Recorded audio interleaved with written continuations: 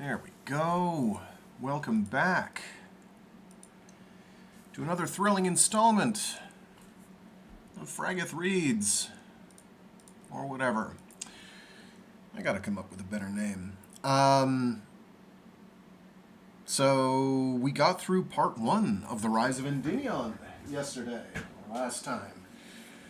Let's see, what do we got?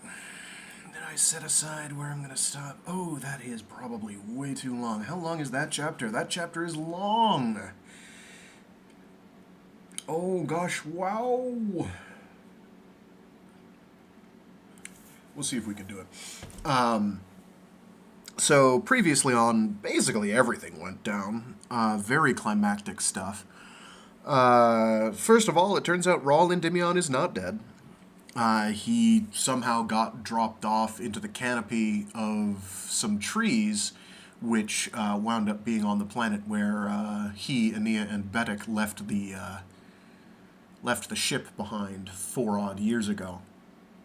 And it repaired itself in 5 months, and then just waited for someone to come back for it. In this case, Raul. He is worse for wear, though. His femur's pretty badly broken. He's got an infection in his kidneys, on top of the former, to add insult to injury, of his kidney stones that he had before. And to add further insult to injury, he is 5 years relative time away from T'ien Shan, where Aenea is supposed to be waiting for him. 5 years her time. I think it's like 5.5 years, but who's counting? It'll only be about 3 months for him. Relativity shenanigans. So the other big news was it appears that Father Captain Federico de Soya has successfully gone AWOL, stealing the Raphael, the Archangel ship, along with whatever crew is on there. But it is unknown if they survived their final encounter with Mother Captain Stone. He lured them basically into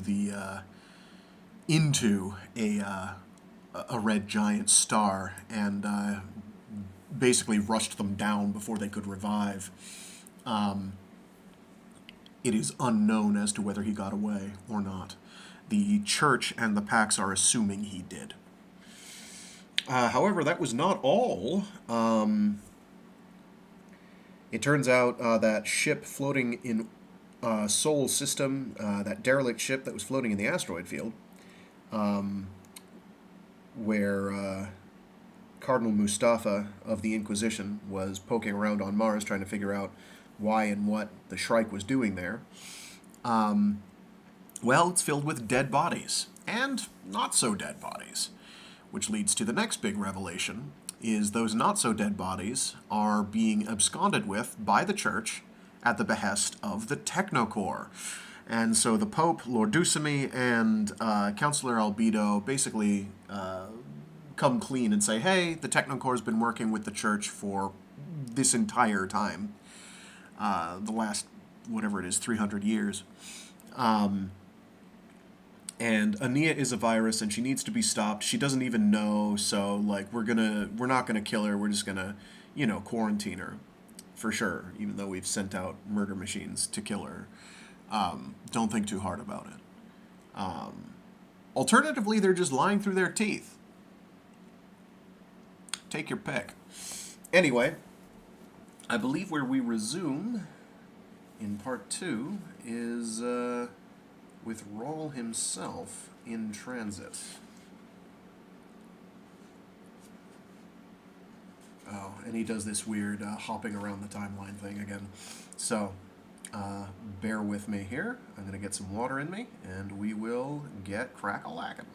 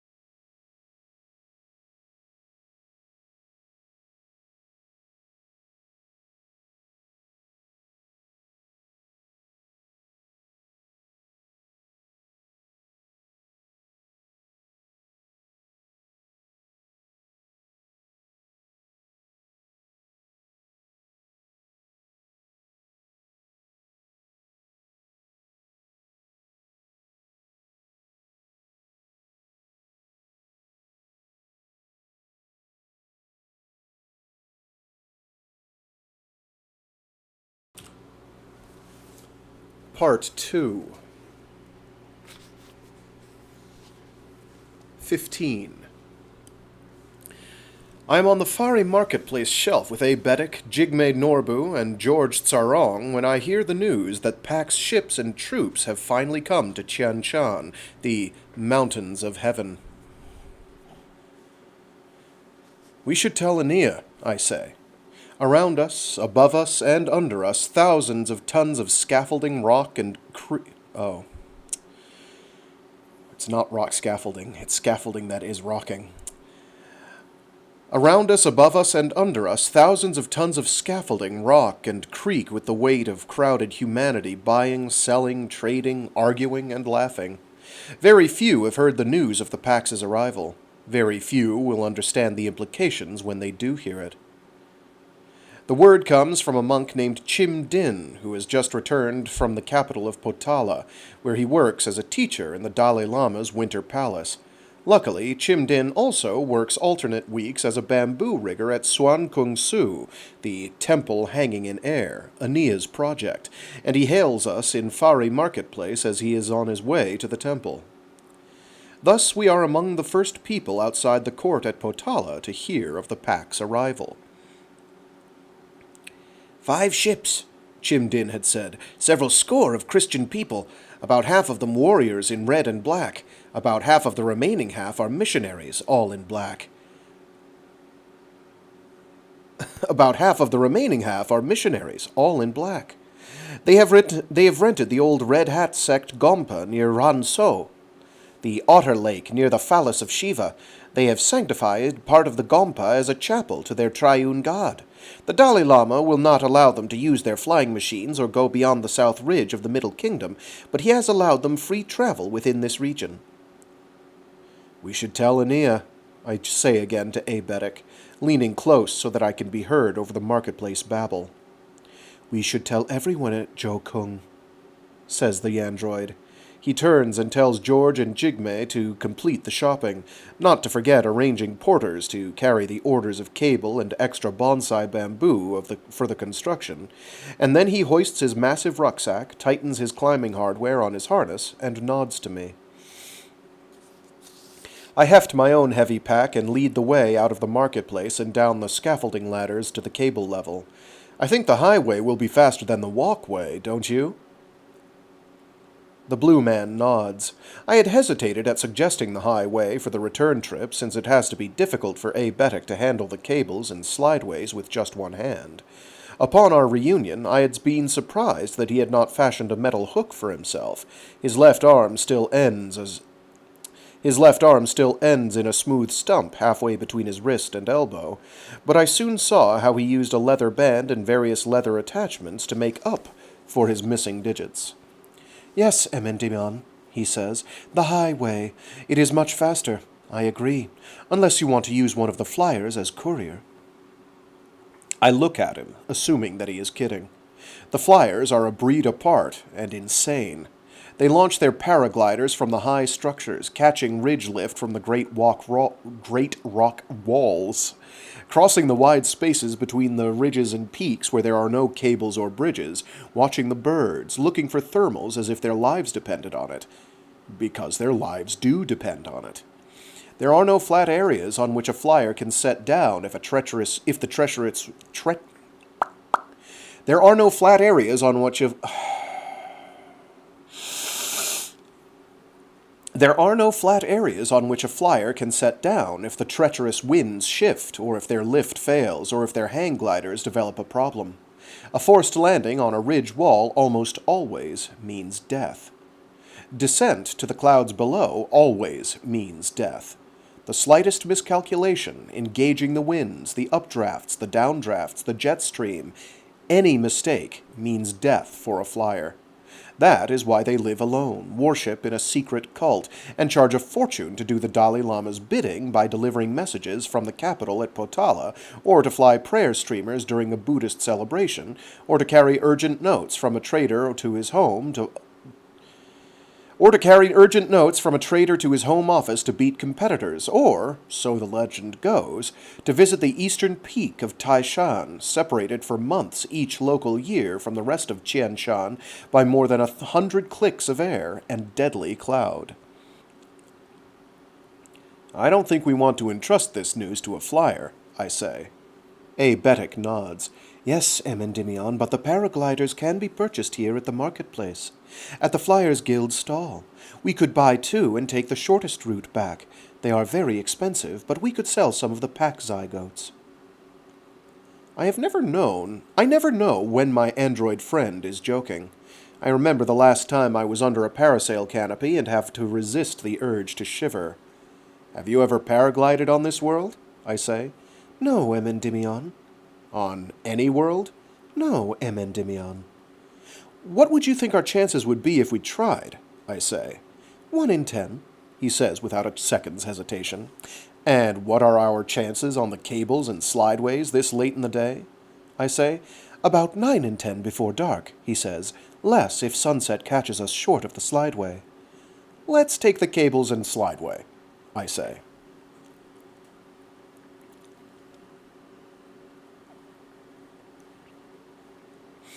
We wait in the short queue of market-goers leaving by cable, and then it is our turn to walk onto the step-off platform. The bamboo shelf is about 20 meters beneath the lowest marketplace scaffolding, and it extends about 5 meters farther out over the abyss than does the rest of Fari. Beneath us there is nothing but air for thousands of meters, and at the bottom of that emptiness only the ubiquitous sea of clouds that rolls against the ridges of upthrust rock like a white tide spilling against stone pilings. More kilometers beneath those clouds, I know, are poisonous gases and the surging acidic sea that covers all of this world except its mountains. The cable master gestures us forward, and Aebetic and I step out onto the jump platform together. From this nexus, a score or more of cables slant out and down across the abyss, creating a black spiderweb that disappears at the edge of vision. The nearest cable terminus is more than 1.5 kilometers to the north, on a little rock fang that stands out against the white glory of Chomo Lori, Queen of Snow. But we are going east across the great gap between the ridges. Our terminal point is more than 20 kilometers away, and the cable dropping away in that direction appears to end in midair as it blends into the evening glow of the distant rock wall. And our final destination is more than 35 clicks beyond that, to the north and east. Walking, it would take us about 6 hours to make the long trip north along Fari Ridge and then east across the system of bridges and catwalks. Traveling by cable and slideway should take less than half that time, but it is late in the day and the slideway is especially dangerous. I glance at the low sun again and wonder about the wisdom of this plan.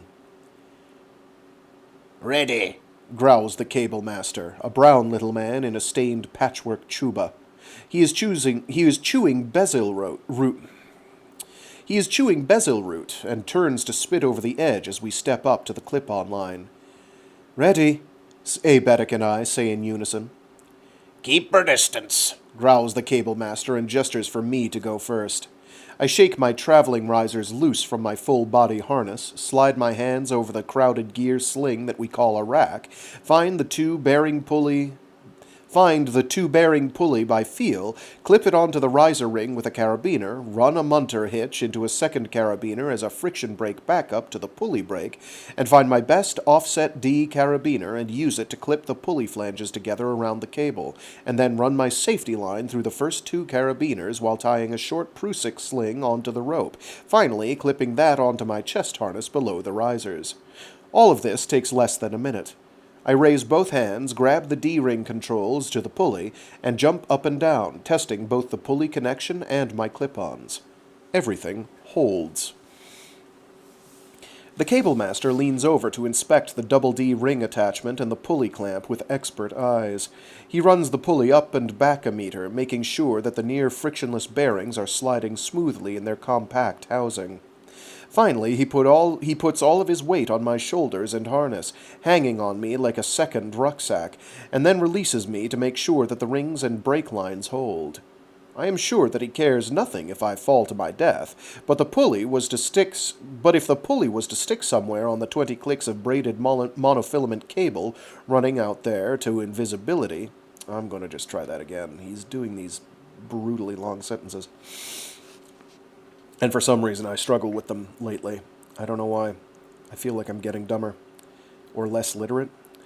I am sure that he cares nothing if I fall to my death, but if the pulley was to stick somewhere on the 20 clicks of braided monofilament cable running out there to invisibility, it will be this cable master who will have to clear the mess, hanging from his etriers or belay seat over kilometers of air while waiting commuters seethe. He seems satisfied with the equipment. "Go," he says, and slaps me on the shoulder. I jump into space, shifting my bulging rucksack high up on my back as I do so. The harness webbing stretches, the cable sags, the pulley bearings hum ever so slightly, and I begin to slide faster as I release the brake with both thumbs on the D-ring controls. Within seconds, I am hurtling down the cable.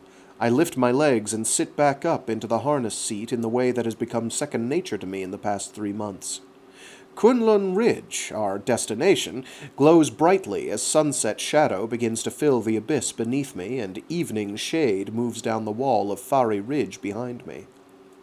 I feel a slight change in the cable tension and hear the cable humming as A. Betic begins his descent behind me. Glancing back, I can see him leaving the jump-off platform, his legs straight ahead of him in the approved form, his body bobbing beneath the elastic risers. I can just make out the tether connecting the leather band on his left arm to the pulley brake line. A. Betic waves, and I wave back, swiveling in my harness to pay attention to the cables screaming past me as I continue hurtling out over the gorge. Sometimes birds land on the cable to rest. Sometimes there is a sudden ice buildup or braid spurs. Very rarely there is a snagged pulley of someone who has met with an accident or cut away from their harness for reasons known only to themselves. Even more rarely, but enough to fix it in the mind, someone with a grudge or vague psychopathic tendencies will pause on the cable to loop a chalk sling or spring-loaded cam around it, leaving a little surprise for the next person to come flying along the line.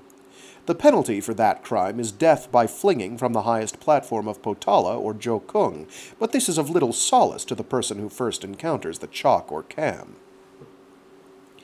None of these eventualities materialize as I slide across the emptiness under the ultralight cable. The only sound is the slight hum from the pulley brake as I moderate my speed and the soft rush of air. We are still in sunlight, and it is late spring on this world, but the air is always chilly above 8,000 meters. Breathing is no problem. Every day since I arrived on T'ien Shan, I thank the gods of planetary evolution that even with the slightly lighter gravity here, 0.954 standard, the oxygen is richer at this altitude. Glancing down at the clouds some clicks below my boots, I think of the seething ocean in that blind pressure, stirred by winds of phosgene and thick CO2. There is no real surface to land on T'ien Shan, merely that thick soup of a planetary ocean and the countless sharp peaks and ridges rising thousands of meters to the O2 layer and the bright, Hyperion-like sunlight. Memory nudges me. I think of another cloudscape world from a few months back. I think of my first day out in the ship, before reaching the translation point and while my fever and broken leg were healing, when I said idly to the ship, "I wonder how I got through the Farcaster here. My last memory was of a giant..." The ship had answered by running a holo taken from one of its buoy cameras as it sat at the bottom of the river where we had left it. It was a starlight-enhanced image, it was raining, and showed the green glowing arch of the Farcaster and tossing treetops. Suddenly, a tentacle longer than the ship came through the Farcaster opening, carrying what looked to be a toy kayak draped about with a mass of riddled parasail fabric. The tentacle made a single, graceful, slow-motion twist, and parasail, kayak, and slumped figure in the cockpit fluttered, actually, 100 meters or so to disappear in the thrashing treetops. "Why didn't you come get me, then?" I asked, not hiding the irritation in my voice. My legs still hurt. "Why wait all night while I hung there in the rain? I could have died." I had no instruction to retrieve you upon your return, said the arrogant, idiot-savant ship's voice. You might have been carrying out some important business that would brook no interruption. If I had not heard from you in several days, I would have sent a crawler drone into the jungle to inquire as to your well-being. I explained my opinion of the ship's logic. That is a strange designation, said the ship. While I have certain organic elements incorporated into my substructure and decentralized DNA computing components, I am not, in the strictest sense of the term, a biological organism. I have no digestive system, no need for elimination, other than the occasional waste gas and passenger effluvium. Therefore, I have no anus in either real or figurative terms. Therefore, I hardly believe I could qualify to be called an— Shut up, I said.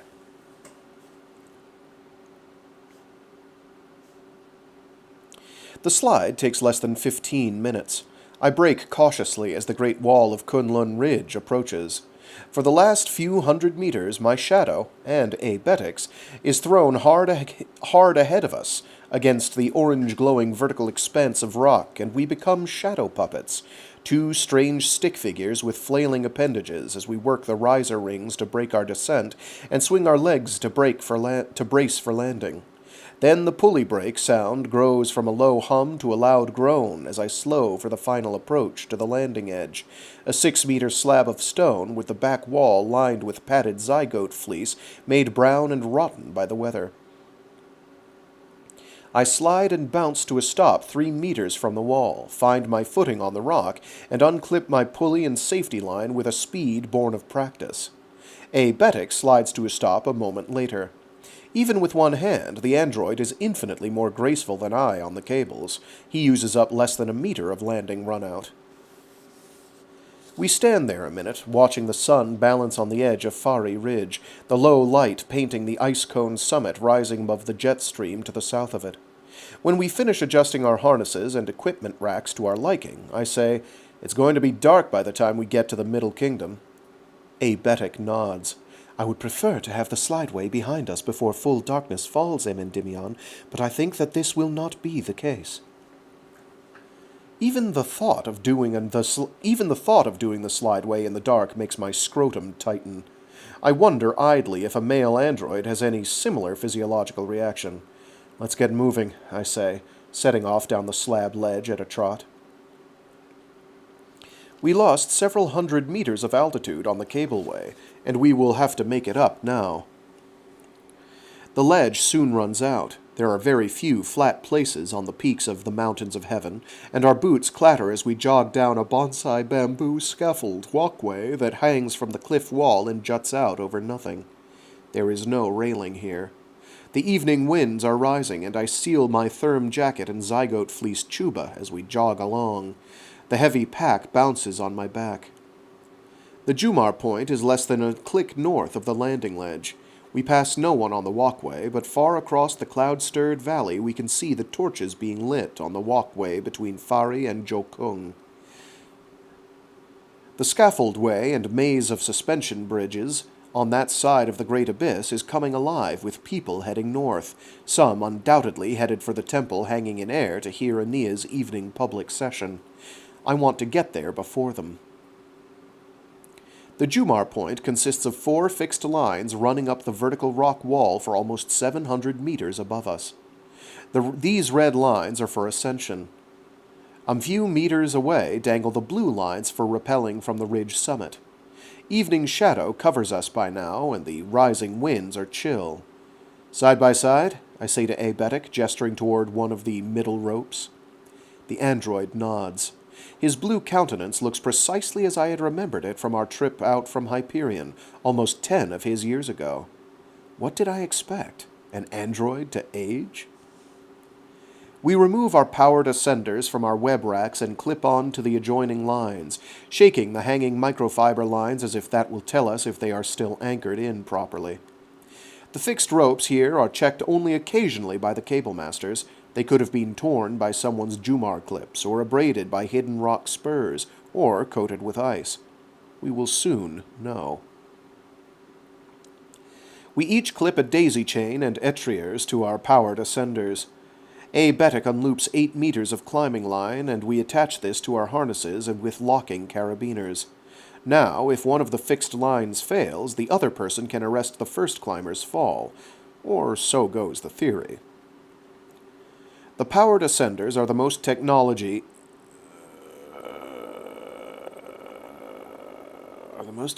I don't know, something about that is awkward. The powered ascenders are the most technology owned by most citizens on T'ien Shan, powered by a sealed solar battery, little larger than our hands, that fit in the molded grips. The ascenders are elegant pieces of climbing equipment. Aebetic checks his attachments and nods. I thumb both of my ascenders to life. The telltales glow green. I Jumar the right ascender up a meter, clamp it, step up in the looped etrier foothold, check that I am clear, slide the left ascender up a bit farther, clamp it tight, swing my left foot up, 2 loops, and so on. And so on, for 700 meters, the two of us pausing occasionally to hang from our etriers and look out across the valley where the walkway is ablaze with torches. The sun is set now, and the sky has darkened immediately to violets and purples, the brightest stars already making an appearance. I estimate that we have about 20 minutes of real twilight left. We will be doing the slideway in the dark. I shiver as the wind howls around us. The fixed lines hang over vertical ice for the last 200 meters. I don't know how I turned that into mine. We both carry collapsible crampons in our rack bags, but we do not need them as we continue the tiring ritual. Jumar, clamp, step, pull etriers free, rest a second. Jumar, clamp, step, pull, rest, Jumar. It takes us almost 40 minutes to do the 700 meters. It is quite dark as we step onto the ice ridge platform. T'ien Shan has 5 moons. 4 of them captured asteroids, but in orbits low enough to reflect quite a bit of light. The 5th, almost as large as old Earth's moon, but fractured on its upper right quadrant by a single, huge impact crater whose rays spread like a glowing spiderweb to every visible edge of the sphere. This large moon, the Oracle, is rising in the northeast as Aebetic and I walk slowly north along the narrow ice ridge, clipping on to fixed cables to keep from being blown away by the sub-zero winds that hurtle down from the jet stream now. I have pulled up my thermal hood and dropped my face mask into place, but the freezing wind still burns at my eyes and any bits of exposed flesh. We cannot tarry here long.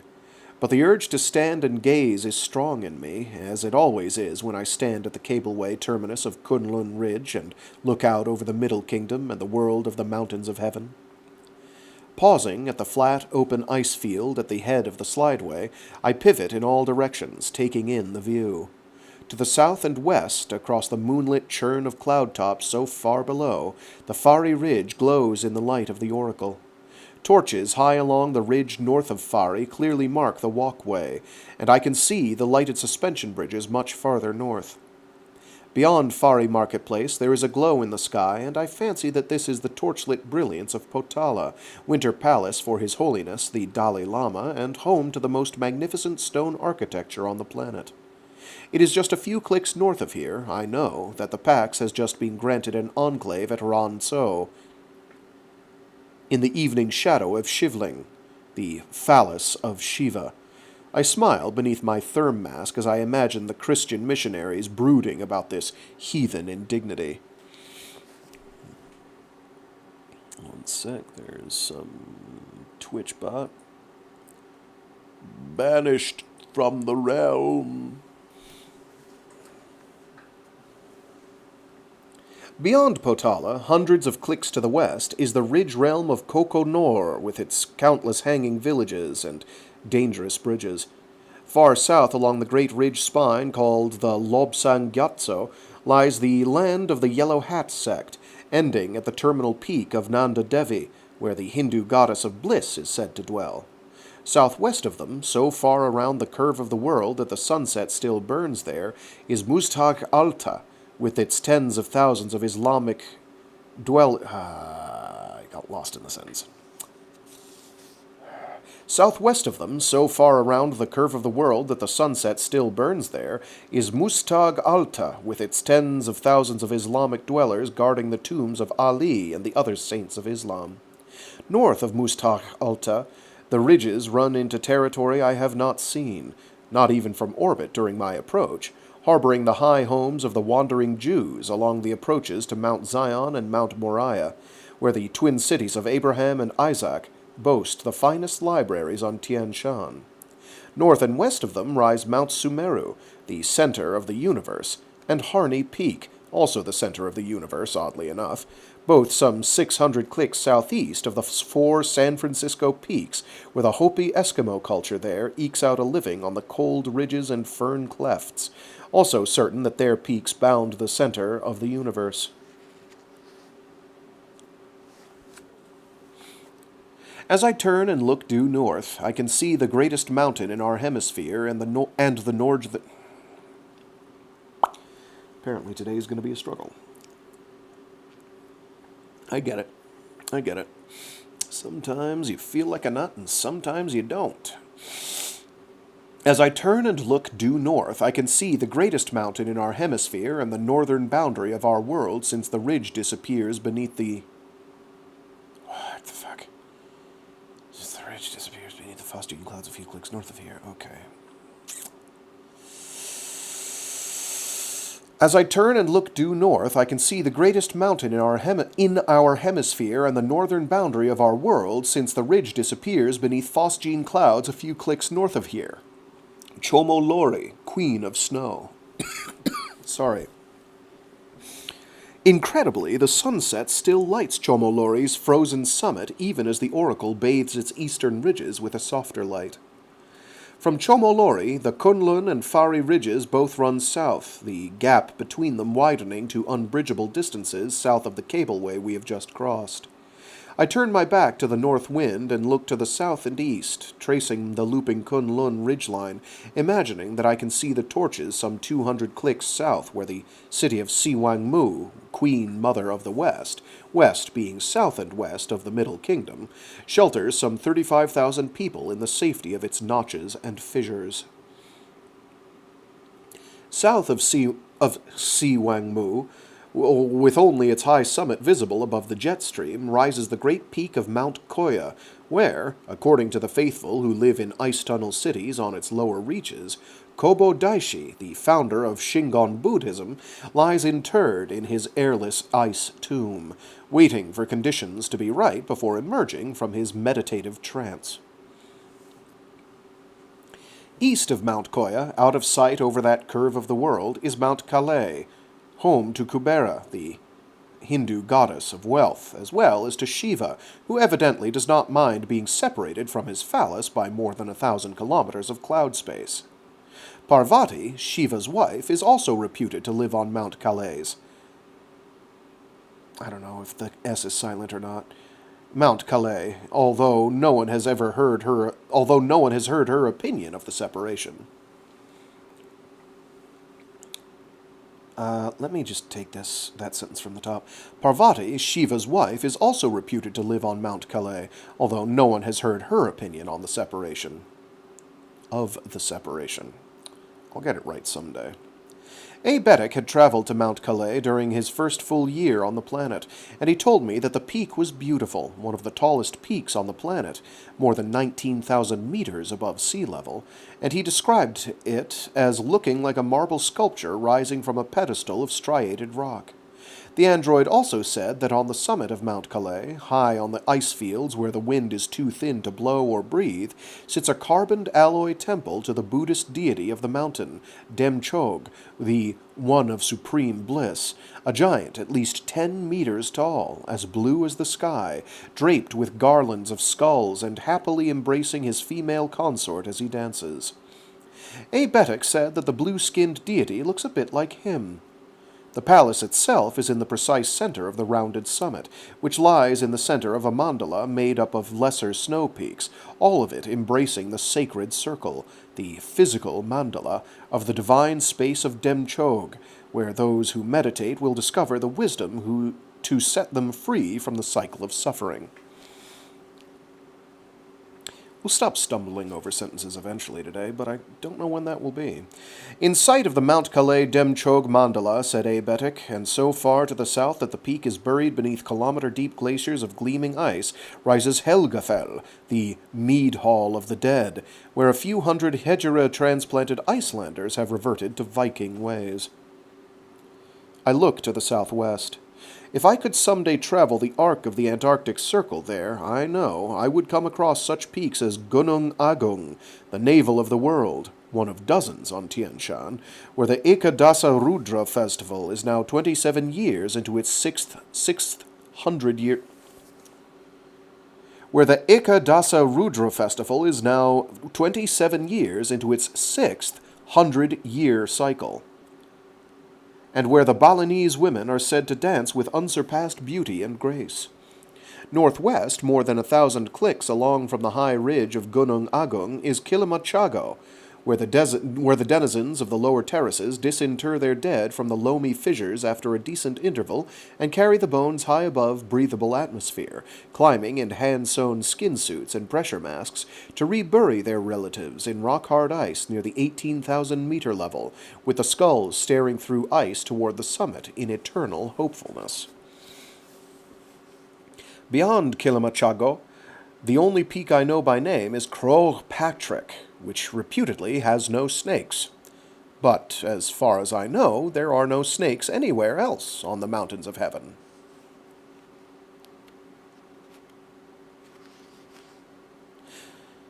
There are no snakes. I turn back to the northeast. The cold wind... Oh, the cold and wind. The cold and wind buffet me head-on, urging me to hurry, but I take this final minute to look out toward our destination.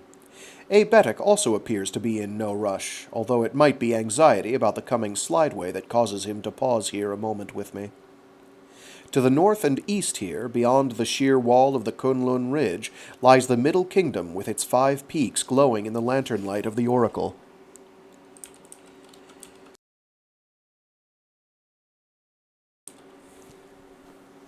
Sorry about that. To the north of us, the walkway and a dozen suspension bridges cross the space to the town of Jokung and the central peak of Sungshan, the lofty, although this is by far the lowest of the 5 summits of the Middle Kingdom. Ahead of us, connected from the southwest only by a sheer ice ridge branded by the looping route of the slideway, rises Huashan, Flower Mountain, the westernmost summit in the Middle Kingdom and arguably the most beautiful of the 5 peaks.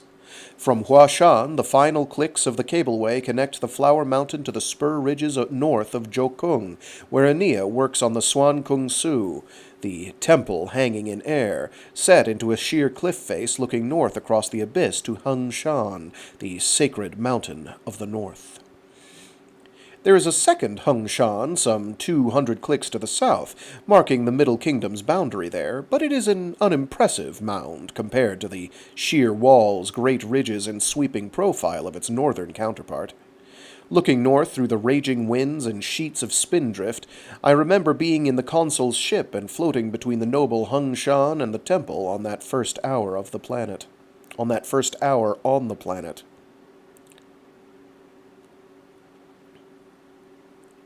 Glancing to the east and north again, beyond Huashan and the short central peak of Sungshan, I can easily see the incredible summit of T'ien Shan silhouetted against the rising oracle more than 300 clicks away.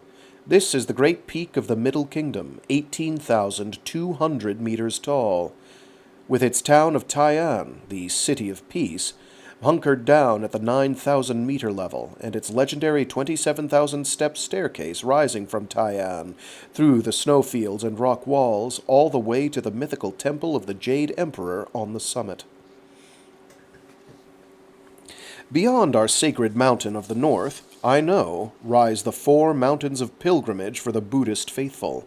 Omei-shan to the west, Chuhua-shan, 9-flower mountain to the south, Wutai-shan, 5-terrace mountain with its welcoming purple palace to the north, and lowly but subtly beautiful Puto-shan in the far east. I take a few final seconds on this wind-battered ice ridge, glancing toward Jokung, hoping to see torchlights lining the fissure pass over Swan Kung Su, but high clouds or sheets of spindrift haze the view so that only an oracle-lighted blur is to be seen. Turning to Aebetic, I point toward the slideway and give the thumbs-up gesture. The wind is blowing too hard now to carry words. Aebetic nods and reaches back to unfurl the folding sled foil from an outside pocket on his pack. I realize that my heart is pounding from more than exertion as I find my own sled foil and carry it to the slideway launch platform. The slideway is fast. That has always been its appeal, and that is its greatest danger. There are still places in the packs, I am sure, where the ancient custom of tobogganing still exists. In that sport, one sits on a flat-bottomed sled and hurtles down a prepared ice course. This pretty much describes the slideway, except that instead of a flat-bottomed sled, Aebetic and I each have a sled foil, which is less than a meter long and curves up around us like a spoon. The sled foil is more foil than sled, as limp as so much aluminum wrap until we each divert a bit of power from our ascenders, sending the piezoelectric message to the stiffeners in the foil structure that until our little sleds seem to inflate, taking form in a few seconds. Aenea once told me that there used to be fixed carbon-carbon lines running the length of the slideway, and the sledders had clipped onto them much as we would a cableway or rappel line, using a special low-friction clip ring similar to the cable pulley to keep from losing speed. That way, one could brake using the cable, or, if the sled were to fly off into space, use the clip line as a self-arrest harness. There would be bruises and broken bones with such a safety line, but at least the body would not fly out into space with the sled. But the cables had not worked, Aenea said. They took too much maintenance to keep clear and functioning.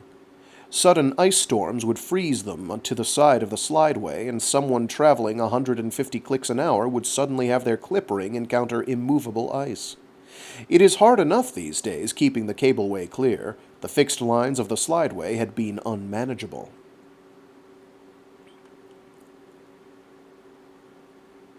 I'm going to repeat that with proper emphasis on the right syllable. It is hard enough these days keeping the cableway clear. The fixed lines of the slideway had been unmanageable. So the slideways were abandoned.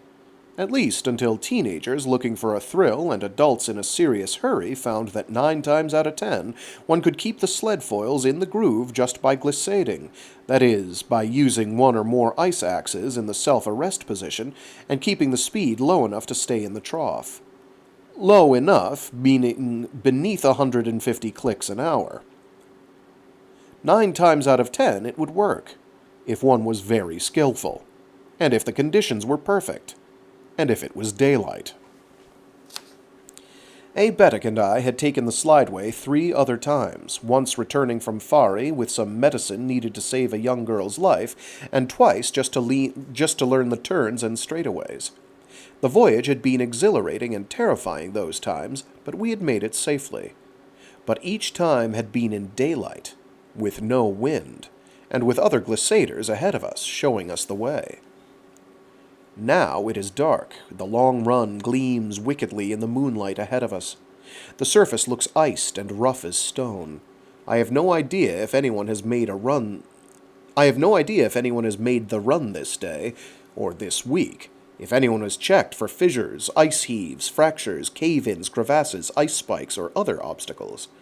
I do not know how long the ancient toboggan runs had been, but this slideway is more than 20 clicks long, running along the side of the sheer Abruzzi spur connecting Kunlun Ridge to the slopes of Huashan, flattening out on the gradual ice fields on the west side of the Flower Mountain, kilometers south of the safer and slower walkway, looping down from the north. From Huashan, it is only 9 clicks and 3 easy cable runs to the scaffolding of Jokung, and then a brisk walk through the fissure pass and down onto the sheer-face walkways to Swan Kung Su. Aebetic and I are sitting side by side like children on sleds, waiting for a push from Mommy or Daddy. I lean over, grab my friend's shoulder, and pull him closer so that I can shout through the thermal material of his hood and face mask. The wind is stinging me with ice now. "All right if I lead!" I yell. Aebetic turns his face so that our cloth-covered cheeks are touching.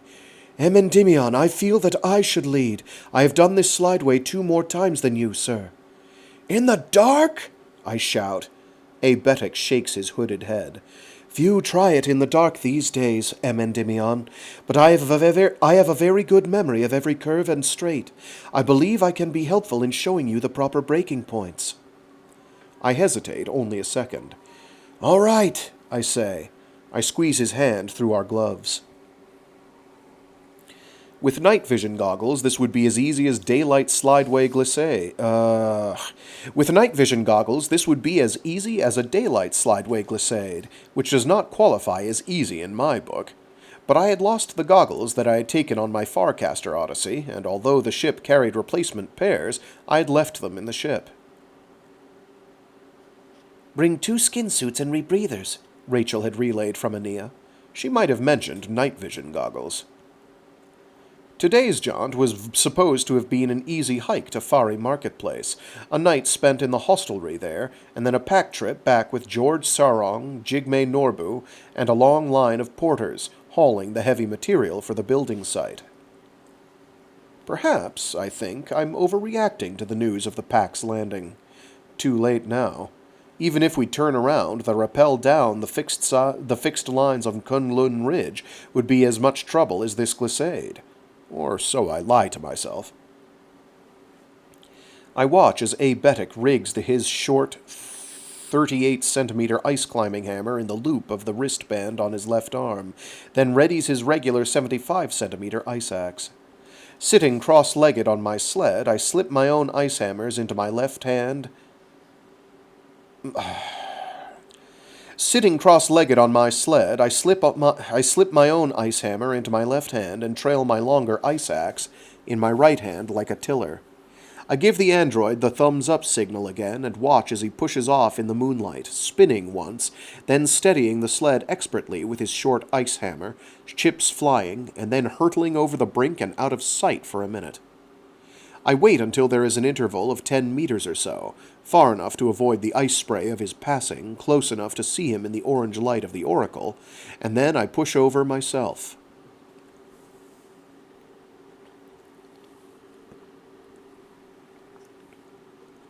"20 kilometers.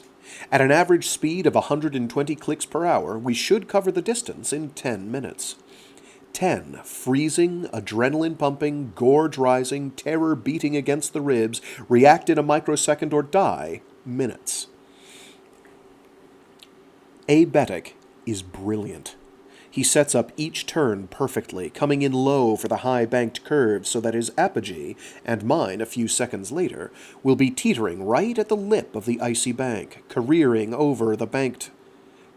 out of the banked turn at just the right speed for the next descending straight, then banging and skipping down the long icy ramp so fast that vision blurs. The pounding comes up through my tailbone and spine so that vision is doubled, trebled, and my head pounds with the pain of it, then blurs again with the spray of ice chips flying, creating halos in the moonlight, bright as the unblinking stars spill and reel above us. The brilliant stars competing even with the oracle's glow and the asteroid moon's quick, tumbling light. And then we are breaking low and bouncing hard and riding high again, arresting into a sharp left that takes my breath away, then skidding into a sharper right, then pounding and flying down a straight so steep that the sled and I seem to be screaming into freefall. For a minute I am looking straight down at the moonlit phosgene clouds, green as mustard gas in the lying moonlight. Then we are both racketing around a series of spirals, DNA helix switchbacks, our sleds teetering on the edge of each bank so that twice my ice axe blade bites into nothing but freezing air, but both times we drop back down and emerge, not exiting the turns so much as being spat out of them. 2 rifle bullets fired just above the ice, and then we bank high again, come out accelerating onto a straight, and shoot across 8 kilometers of sheer ice wall on the Abruzzi spar, the right banked wall of the slideway now serving as the floor of our passage, my ice axe spinning chips into vertical space as our speed increases, then increases more. Then becomes something more than speed as the cold, thin air slices through my mask and thermal garments, and gloves and heated boots to freeze flesh and to tear at muscle. I feel the frozen skin of my cheeks stretching under my thermal mask as I grin idiotically, a rictal grimace of terror and the sheer joy of mindless speed, my arms and hands adjusting constantly, automatically, instantly to changes in the ice axe tiller and the ice hammer brake. Suddenly, Aebetic swerves to the left, chips flying as he bites deep with the curved blades of both long and short axes. It makes no sense. Such a move will send him, both of us, bouncing off the inner wall, the vertical ice wall, and then screaming out into black air. But I trust him, making the decision in less than a second, and slam the blade of my large axe down, pounding hard with my ice hammer, feeling my heart in my throat as I skid sideways and threaten to slide right instead of left, on the verge of spinning and spiraling off the narrow ice ledge at 140 kilometers per hour. But I correct and stabilize and flash past a hole in the ice where we would have been sliding, except for this wild detour, hurtling onto a broken-away ledge 6 or 8 meters wide, a trap door to death. And then Aebetic rackets down off the inner wall, catches his slide with a flash of ice axe blades in the moonlight, and then continues hurtling down the Abruzzi spur toward the final series of turns onto the Shan ice slopes. And I follow. On the Flower Mountain, we are both too frozen and shaken to rise from our sleds for several cold minutes. Then, together, we get to our feet, ground the piezoelectric charges in our sleds, collapse them, and fold them away in our packs. We walk the path around the shoulder of Shan in silence, me in awe of Aebetic's reactions and courage, him in silence I cannot interpret but fervently hope is not anger at my hasty decision to return via this route. The final 3 cableway flights are anticlimax, noted only for the beauty of the moonlight on the peaks and ridges around us, and for the difficulty I have in closing my frozen fingers on the D-ring brakes. Jokung is ablaze with torches after the moonlit emptiness of the upper slopes, but we avoid the main scaffolds and take the ladders to the fissure pass. Then we are surrounded by the shadowed darkness of the north face, broken by sputtering torches along the high walkway to Swan Kung Su. We jog the last kilometer. We arrive just as Aenea is beginning her early evening discussion session. There are about 100 people crowded into the little platform pagoda. She looks across the heads of the wailing people, sees my face, asks Rachel to begin the discussion, and comes immediately to where Aebetic and I stand in the windy doorway.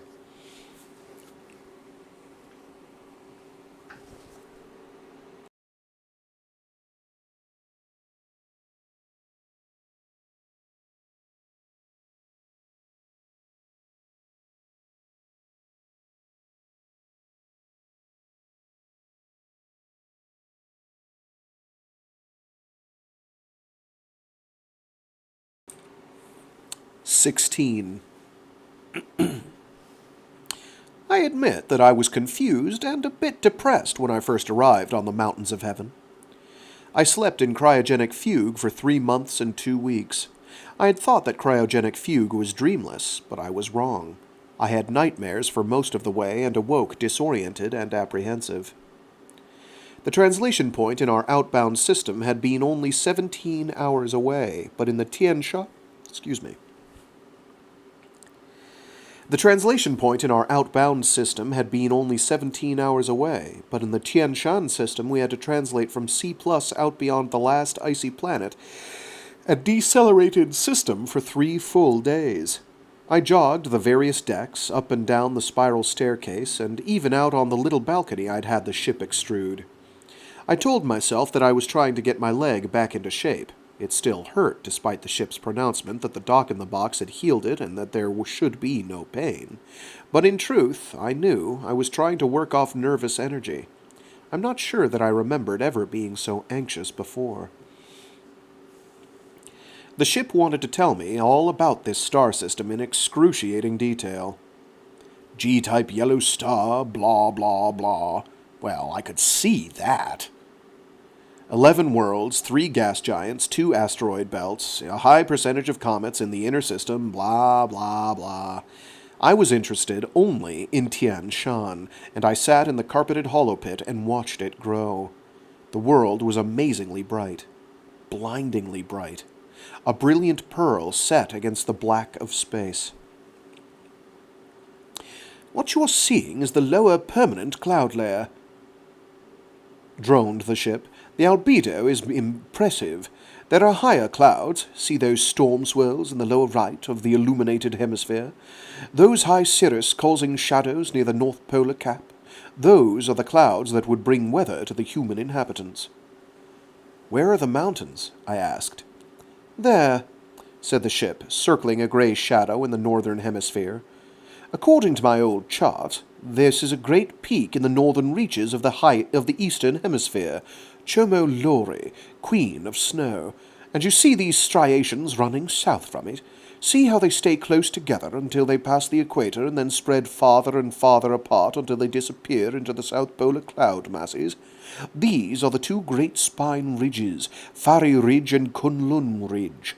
They were the first inhabited rock lines on the planet, and are excellent examples of the equivalent early Cretaceous Dakotan violent upthrusting resulting in... I'm going to try that again. They were the first inhabited rock lines on the planet, and are excellent examples of the equivalent early Cretaceous Dakotan violent upthrust, resulting in... blah, blah, blah. And all I could think of was Aenea, and Aenea, and Aenea. It was strange entering a system with no Pax Fleet ships to challenge us, no orbital defenses, no lunar bases, not even a base on the giant bullseye of a moon that looked as if someone had fired a single bullet into a smooth orange sphere, no register of Hawking Drive wakes or neutrino emissions or gravitational lenses or cleared swaths of Bussard jet drones, no sign of any higher technologies. The ship said that there was a trickle of microwave broadcasting emanating from certain areas of the planet, but when I had them piped in, they turned out to be in pre-Hejra Chinese. This was a shock. I had never been on a world where the majority of humans spoke anything but a version of web English. The ship entered geosynchronous orbit above the eastern hemisphere. Your directions were to find the peak called Hung Shan, which should be approximately 650 kilometers southeast of Chomo Lori. There! The telescopic view in the hollow pit zoomed in on a beautiful fang of snow and ice, leaping through at least 3 layers of cloud until the summit gleamed clear and bright above most of the atmosphere. "Jesus," I whispered. "And where is Swan Kung Su, the temple hanging in air?" Oh, 1 sec, I'm getting a love note.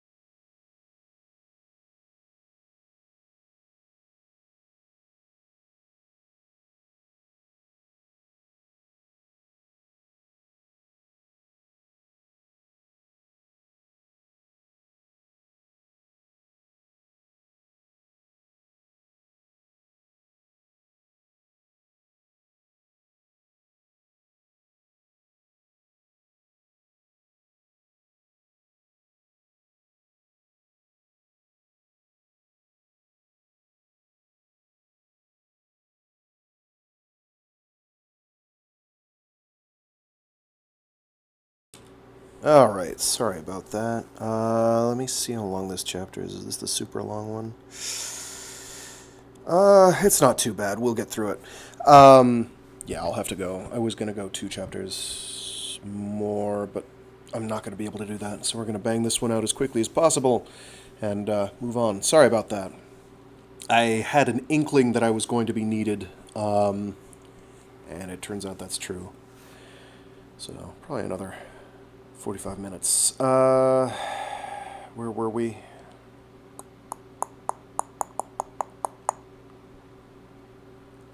Here we are. Jesus, I whispered. And where is Swan Kung Su? The temple hanging in air. It should be there, said the ship triumphantly. We were looking straight down at a vertical ridge of ice, snow, and gray rock. Clouds broiled at the base of this incredible slab. Even looking at this through the holo-viewer made me grab couch cushions and reel in vertigo. Where? I said. There were no structures in sight. That dark triangle, said the ship, circling what I thought was a shadow on one gray slab of rock. And this line, here. What's the magnification? I asked. The triangle is approximately 1.2 meters along the longest edge, came the voice I'd grown to know so well from my comlog. Pretty small building for people to live in, I pointed out. No, said the ship. This is just a bit of the human-made structure protruding from under what must be a rock overhang. I would surmise that the entire so-called temple hanging in air is under this overhang. The rock is more than vertical at this point. It pitches back some 60 or 80 meters. Can you get us a side view so that I can see the temple? I could, said the ship. It would require repositioning us in a more northerly orbit so that I can use the telescope to look over at the south peak of Hang Shan. I don't know how to read. It would require repositioning us in a more northerly orbit so that I can use the telescope to look south over the peak of Hang Shan and to go to infrared to look through the cloud mass at 8,000 meters, which is passing between the peak and the ridge spur on which the temple is built. I would also have to skip it, I said. Just tight beam that temple area. Hell, the whole ridge, and see if Aenea is waiting for us. Which frequency? Said the ship. Aenea had not mentioned any frequency. She had just said something about not being able to land in a true sense, but to come down to Swan Kung Su anyway. Looking at this vertical and worse than vertical wall of snow and ice, I began to understand what she meant.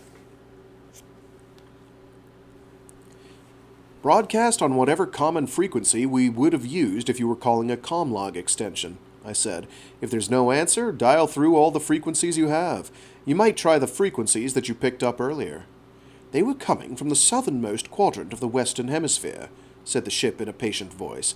I picked up no microwave emanations from this hemisphere. Just do it, please, I said. We hung there for half an hour, sweeping the ridge with tight beam, then broadcasting general radio signals toward all the peaks in the area, then flooding the hemisphere with short queries. There was no response. Can there actually be an inhabited world where no one uses radio? I said. Of course, said the ship. On Ixion, it is against local law and custom to use microwave communication of any sort. On New Earth, there was a group which... Okay, I said.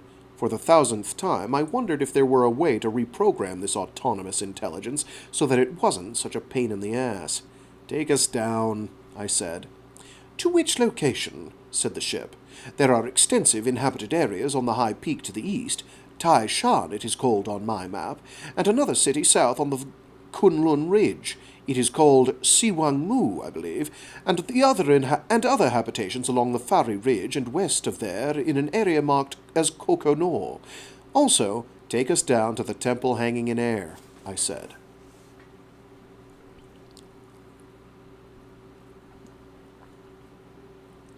Luckily, the planet's magnetic field was completely adequate for the ship's EM repulsors, so we floated down through the sky rather than having to descend on a tail of fusion flame.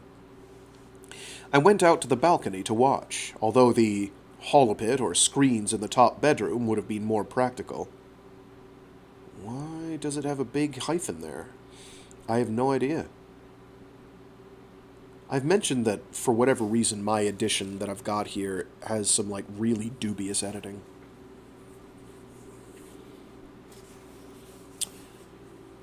There shouldn't be a double...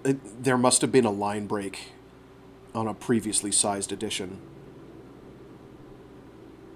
I don't know. I went out to the balcony to watch, although the hollow pit or screens in the top bedroom would have been more practical. It seemed to take hours, but actually, within minutes, we were floating gently at 8,000-some meters, drifting between the fantastic peak to the north, Hung Shan, and the ridge holding Suan Kung Su. I had seen the Terminator rushing from the east as we descended, and according to the ship, it was late afternoon here now. I carried a pair of binoculars out to the balcony and stared. I could see the temple clearly. I could see it, but I could not quite believe it. What had seemed a mere play of light and shadow beneath the huge, striated, overhanging slabs of gray granite was a series of structures extending east and west for many hundreds of meters. I could see the Asian influence at once. Pagoda-shaped buildings with pitched tile roofs and curling eaves, their elaborately tiled surfaces gilded and glowing in the bright sunlight. Round windows and moon gates in the lower brick sections of the superstructure. Airy wooden porches with elaborately carved railings, delicate wooden pillars painted the color of dried blood, red and yellow banners draped from the eaves and doorways and railings, complicated carvings on the roof beams and tower ridges, and suspension bridges and stairways festooned with what I would later learn were prayer wheels and prayer flags, each offering a prayer to Buddha every time a human hand spun it or the wind fluttered it. The temple was still being built. I could see raw wood being carried up to high platforms, saw human figures chiseling away at the stone face of the ridge, could see scaffolding, rude ladders, crude bridges, consisting of little more than some sort of woven plant material with climbing ropes for handrails, and upright figures hauling empty baskets up these ladders and bridges, and more stooped figures carrying the baskets full of stone back down to a broad slab where most of the baskets were dumped into space. We were close enough that I could see that many of these human figures wore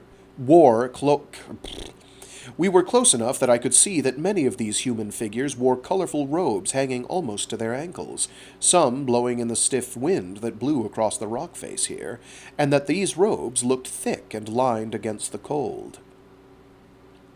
I would later learn that these were the ubiquitous chuba, and they could be made of thick, waterproof zygote wool, or of ceremonial silk, or even of cotton, although this last material was rare and much prized.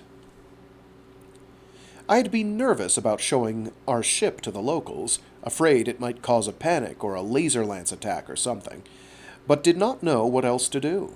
We were still several kilometers away, so at most we would be an unusual glint of sunlight on dark metal floating against the white backdrop of the northern peak. I had hoped that they would think us just another bird. The ship and I had seen many birds through the viewer, many of them with wingspans several meters across, but that hope was dashed as I saw first a few of the workers at the temple pause in their labors and stare out in our direction, then more and more. No one panicked. There was no rush for shelter or to retrieve weapons. I saw no weapons in sight anywhere, but we had obviously been seen. I watched two women in robes run up through the ascending series of temple buildings, hanging bridges, stairways, steep ladders, and penultimate construction scaffolding to the easternmost platform where the work seemed to consist of cutting holes in the rock wall. There was some sort of construction shack there, and one of the women disappeared into it, coming out a moment later with several taller forms in robes.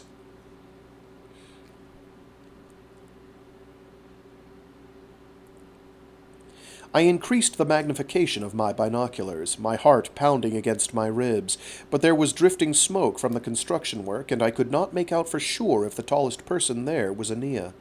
But through the veils of swirling smoke I did catch a glimpse of blonde-brown hair, just shorter than shoulder length, and for a moment I lowered the binoculars and just stared out at the distant wall, grinning like an idiot. "They are signaling," said the ship. I looked through the glasses again. Another person, female I think, but with much darker hair, was flashing 2 handheld semaphore flags. "It is an ancient signal code, said the ship. "It is called Morse. The first words are—" "Quiet," I said. We had learned Morse code in the Home Guard, and I had used it once with 2 bloody bandages to call in medevac skimmers on the ice shelf. "Go to the fissure 10 clicks to the northeast. Hover there. Await instructions." "Got that, ship?" I said. "Yes." The ship's voice always sounded cold after I was rude to it. "Let's go," I said. "I think I see a gap about 10 clicks to the northeast. Let's stay as far out as we can and come in from the east. I don't think they'll be able to see us from the temple, and I don't see any other structures along the cliff face in that direction." Without further comment, the ship brought us out and around and back along the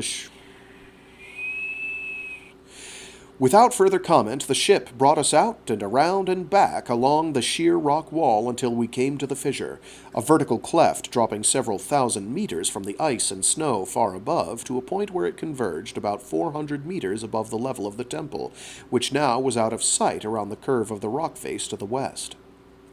The ship floated vertically until we were just 50 meters above the bottom of the fissure. I was surprised to see streams running down the steep rock walls of the sides of this gap, tumbling into the center of the fissure before pouring off into thin air as a waterfall.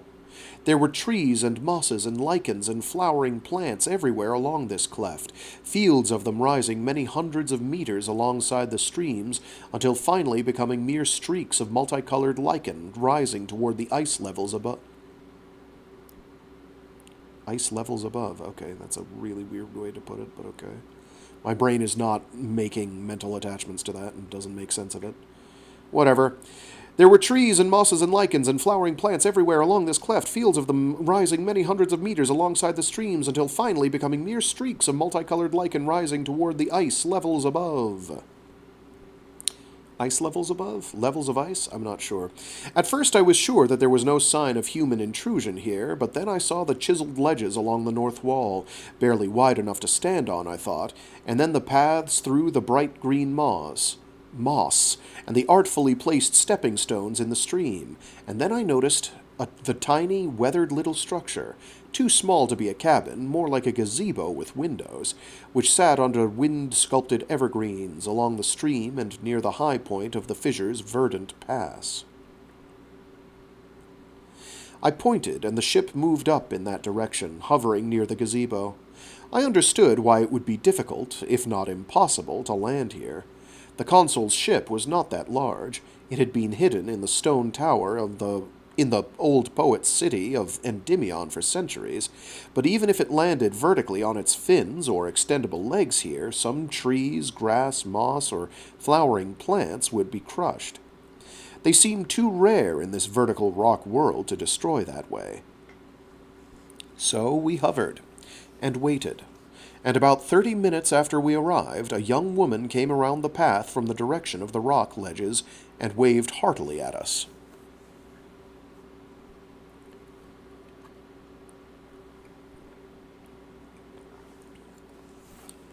It was not Aenea. I admit that I was disappointed. My desire to see my young friend again had reached the point of obsession, and I guessed that I was having absurd fantasies of reunion. Aenea and I running toward one another across a flowered field, she the child of 11 again, I her protector, both of us laughing with the pleasure of seeing one another, and me lifting her and swinging her around, tossing her up. Well, we had the grassy field. The ship continued hovering and morphed a stairway to the flower-bedecked lawn next to the gazebo. The young woman crossed the stream, hopping from stepping stone to stepping stone with perfect balance, and came grinning toward me up the grassy knoll. She was in her early 20s. She had the physical grace and sense of presence I remembered from 1,000 images of my young friend, but I had never seen this woman before in my life. Could Aenea have changed this much in 5 years? Could she have disguised herself to hide from the packs? Had I simply forgotten what she looked like?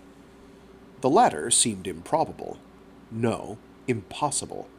The ship had assured me that it had been 5 years and some months for Aenea if she was waiting on this world for me, but my entire trip, including the cryogenic fugue part, had taken only about 4 months.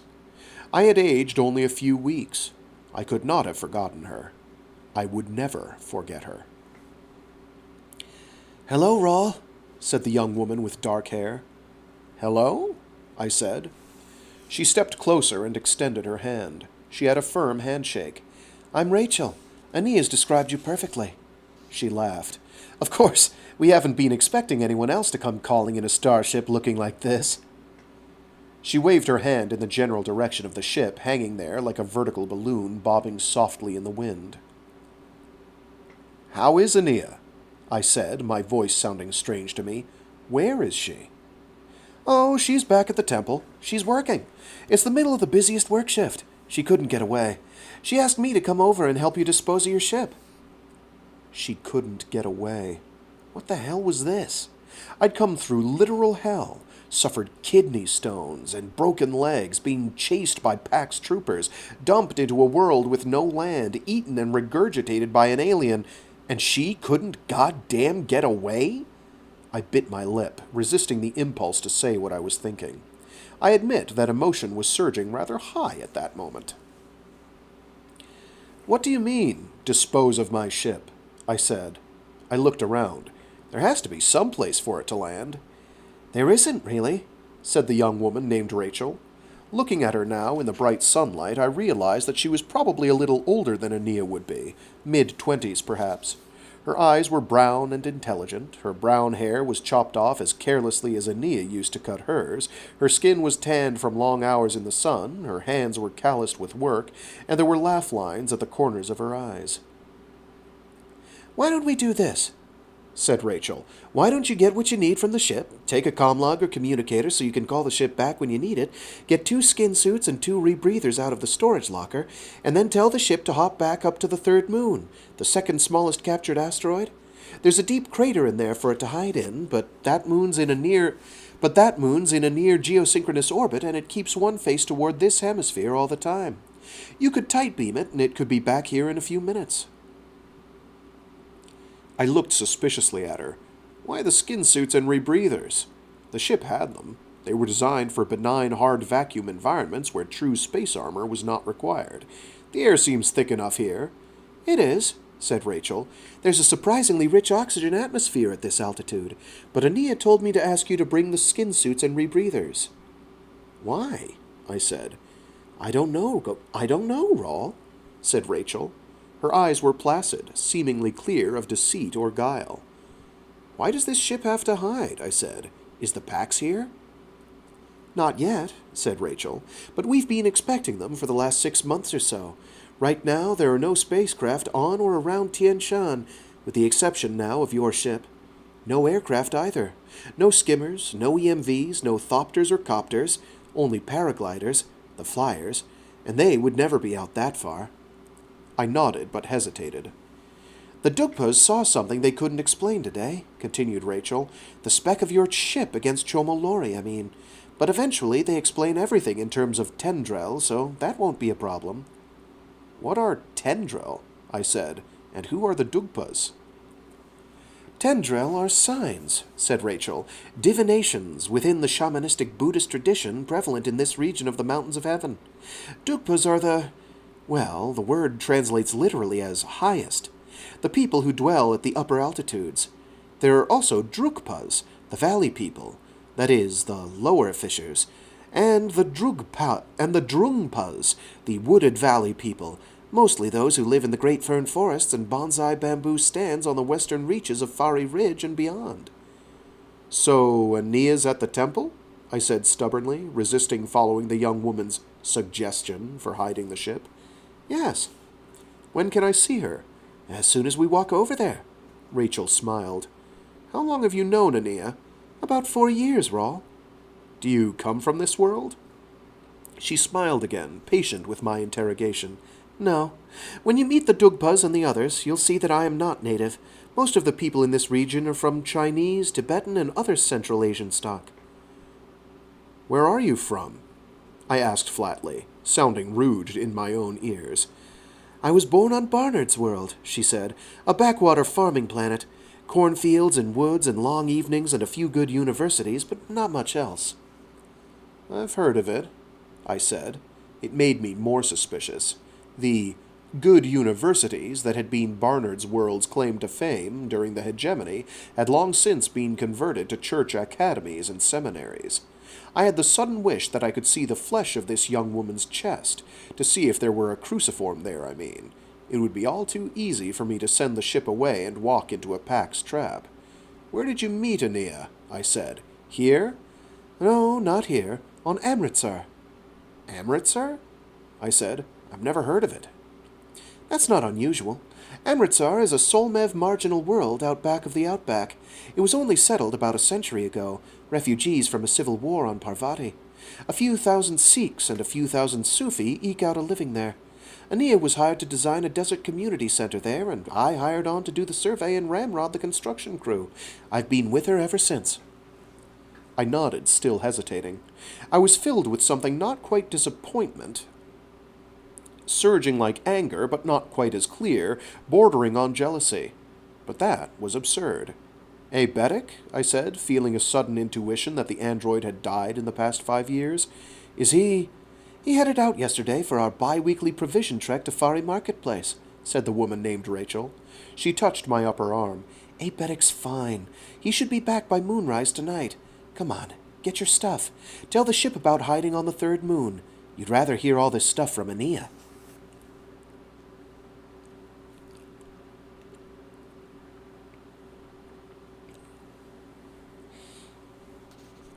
I ended up taking little more than a change of clothes, good boots, my small binoculars, a small sheath knife, the skin suits and rebreathers, and a palm-sized comm unit/journal from the ship.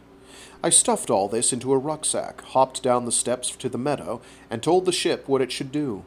My anthropomorphizing had reached the point where I expected the ship to sulk at the idea of going back into hibernation mode, on an airless moon this time, but the ship acknowledged the order, suggested that it check in via tight beam once daily to make sure that the comm unit was functioning, and then it floated up and away, dwindling to a speck and then disappearing, like nothing so much as a balloon that has had its string cut. Rachel gave me a wool chuba to pull on over my therm jacket. I noticed the nylon harness she wore over her jacket and trousers, the metal climbing equipment hanging on straps, and asked about it. Aenea has a harness for you at the temple site, she said, rattling the hardware on the sling. This is the most advanced technology on this world. The metal workers at Potala demand and receive a king's ransom for this stuff. Crampons, cable pulleys, folding ice axes and ice hammers, chocks, beaners, lost arrows, bongs, bird beaks, you name it. Will I need it? I said dubiously. We had learned some basic ice climbing techniques in the Home Guard, rappelling, crevasse work, that sort of thing, and I had done some roped-up quarry climbing when I worked with Avril Hume on the Beak, but I wasn't sure about real mountaineering. I didn't like heights. You'll need it, but you'll get used to it quickly, assured Rachel, and set off, hopping across the stepping stones and running lightly up the path toward the cliff's edge. The gear jangled softly on her harness, like steel chimes or the bells around some mountain goat's neck. The 10-click walk south along the sheer rock face was easy enough once I got used to the narrow ledge, the dizzy-making sheer drop to our right, the bright glare from the incredible mountain to the north and from the churning clouds far below, and the heady surge of energy from the rich atmosphere. Yes, said Rachel when I mentioned the air. The oxygen-rich atmosphere here would be a problem if there were forests or savannas to burn. You should see the monsoon lightning storms. But the bonsai forest back there at the fissure and the fern forests over on the rainy side of Fari is about all we have in terms of combustible materials. They're all fire species, and the bonsai wood that we use in the building is almost too dense to burn. For a while we walked in single file and in silence. My attention was on the ledge. We had just come around a sharp corner that required me to duck my head under the overhang when the ledge widened. The view opened up, and there was Swan Kung Su, the temple hanging in air. From this closer view, a bit below and to the east of that temple... From this closer view, a bit below and to the east of the temple, it still looked to be magically suspended in mid-air above nothing. Some of the lower, older buildings had stone or brick bases, but the majority were built out over air. These pagoda-style buildings were sheltered by the great rock overhang some 75 meters above the main structures, but ladders and platforms zigged and zagged up almost to the underside of that overhang. We came in among people. The many-hued chubas and ubiquitous climbing slings were not the only common denominators here. Most of the faces that peered at me with polite curiosity seemed to be of old Earth Asian stock. The people were relatively short for a roughly standard G world. They nodded and stepped aside respectfully as Rachel led the way through the crowds, up the ladders, through the incense and sandalwood smelling interior halls of some of the buildings, out and across porches and swinging bridges and up delicate staircases. Soon we were in the upper levels of the temple, where construction proceeded at a rapid pace.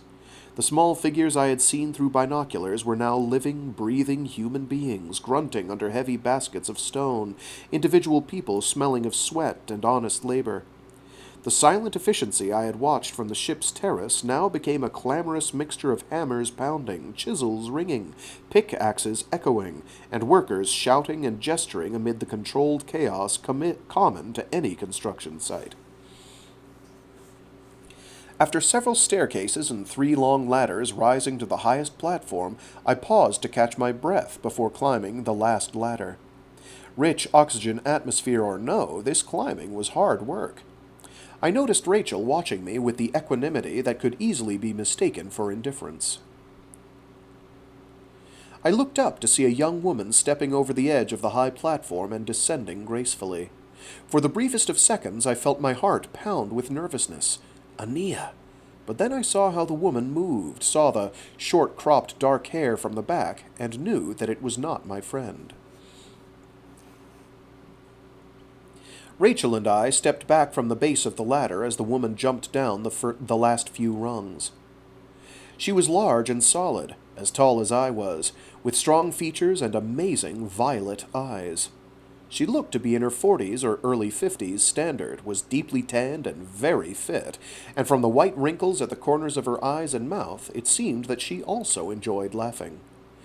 Raul Endymion, she said, thrusting out her hand. I'm Theo Bernard. I help build things. I nodded. Her handshake was as firm as Rachel's. Aenea's just finishing up. Theo Bernard gestured toward the ladder. I glanced at Rachel. You go on up, she said. We've got things to do. I went up, hand over hand. There were probably 60 rungs on the bamboo ladder, and I was aware as I climbed that the platform below was very narrow if one fell, the drop beyond it endless. Stepping onto the platform, I saw the rough construction shacks and the areas of chiseled stone where the last temple building would be. I was aware of the countless tons of stone starting just 10 meters above me, where the overhang angled up and out like a granite ceiling. Small birds with V-shaped tails darted and swooped among the cracks and fissures there. Then all of my attention became fixed on the figure emerging from the larger of the 2 construction shacks. It was Aenea. The bold, dark eyes, the unself-conscious grin, the sharp cheekbones and delicate hands, the blonde-brown hair cut carelessly and blowing now in the strong wind along the cliff face. She was not that much taller than when I had seen her last. I could still not have kissed her forehead without bending, but she was changed. I took in a sudden breath. I had watched people grow and come of age, of course, but most of these had been my friends when I was also growing and coming of age. Obviously, I had never had children, and my careful observation of someone maturing had only been during the 4 years and some months of my friendship with this child. In most ways, I realized, Aenea still looked much as she had on her 16th birthday, 5 of her years earlier, minus now the last of her baby fat, with sharper cheekbones and firmer features, wider hips, and slightly more prominent breasts. She wore whip trousers, high boots, a green shirt I remembered from Taliesin West, and a khaki jacket that was blowing in the wind. I could see that her arms and legs were stronger, more muscled, than I remembered from old Earth, but not that much was changed about her. Everything was changed about her.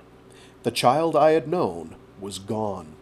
A woman stood in her place, a strange woman walking quickly toward me across the rough platform.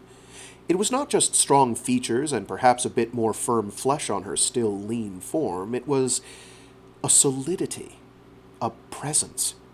Aenea had always been the most alive, animated, and complete person I had ever known, even as a child.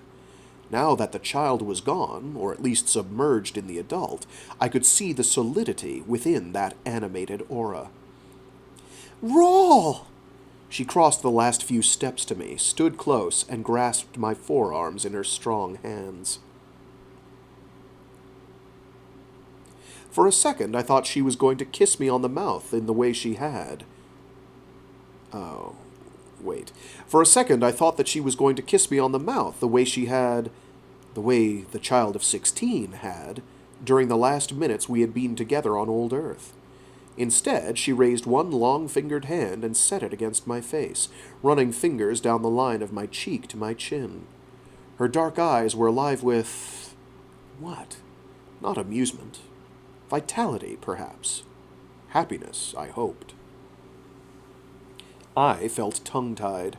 I started to speak, stopped, raised my right hand as if to touch her cheek, dropped it. "Raul, damn, it is so good to see you!" She took her hand away from my face and hugged me with an intensity bordering on violence. "It's good to see you too, kiddo." I patted her back, feeling the rough material of her jacket under my palm. She stepped back, grinning very broadly now, and grabbed my upper arms.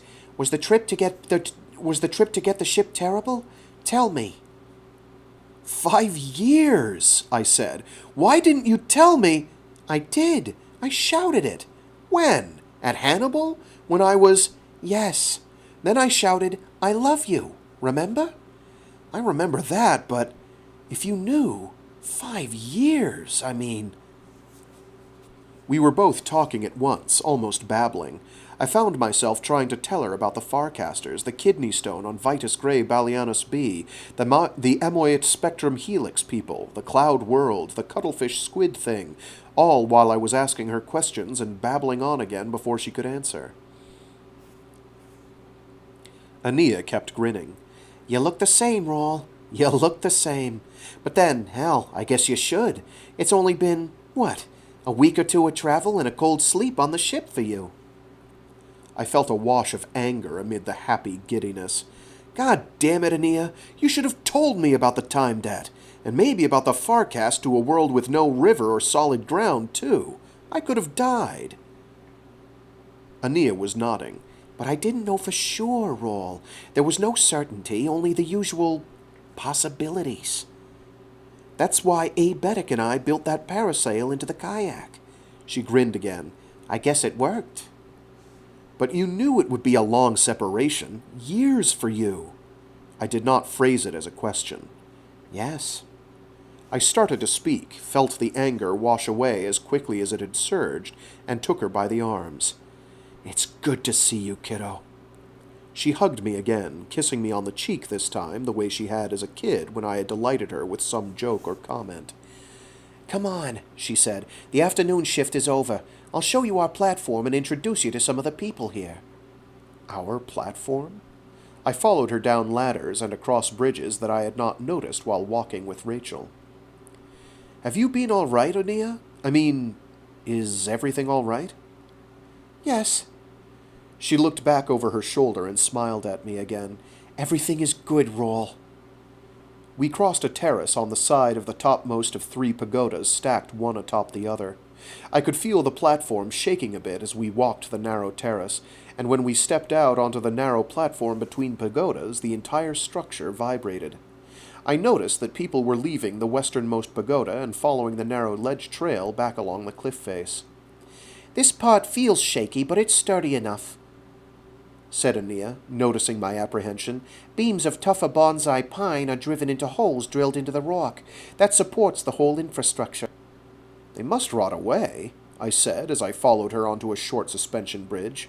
We swayed in the wind. They do, said Aenea. They've been replaced several times in the 800-some years the temple's been here. No one is sure exactly how many times. Their records are shakier than the floors. And you've been hired to add on to the place? I said. We had come out onto a terrace of wine-colored wood. A ladder at the end rose to another platform and a narrower bridge running from it. Yeah, said Aenea. I'm sort of part architect, part construction boss. I'd supervised the construction of a Taoist temple over near Potala when I first arrived, and the Dalai Lama thought that I might be able to finish work on the temple hanging in air. It's frustrated a few would-be renovators over the past few decades. When you arrived, I repeated. We had come onto a high platform at the center of the structure. It was bound about with beautifully carved railings and held two small pagodas perched right at the edge. Aenea stopped at the door of the first pagoda. A temple? I said. My place. She grinned, gesturing toward the interior. I peeked in. The square room was only 3 meters by 3 meters, its floor of polished wood with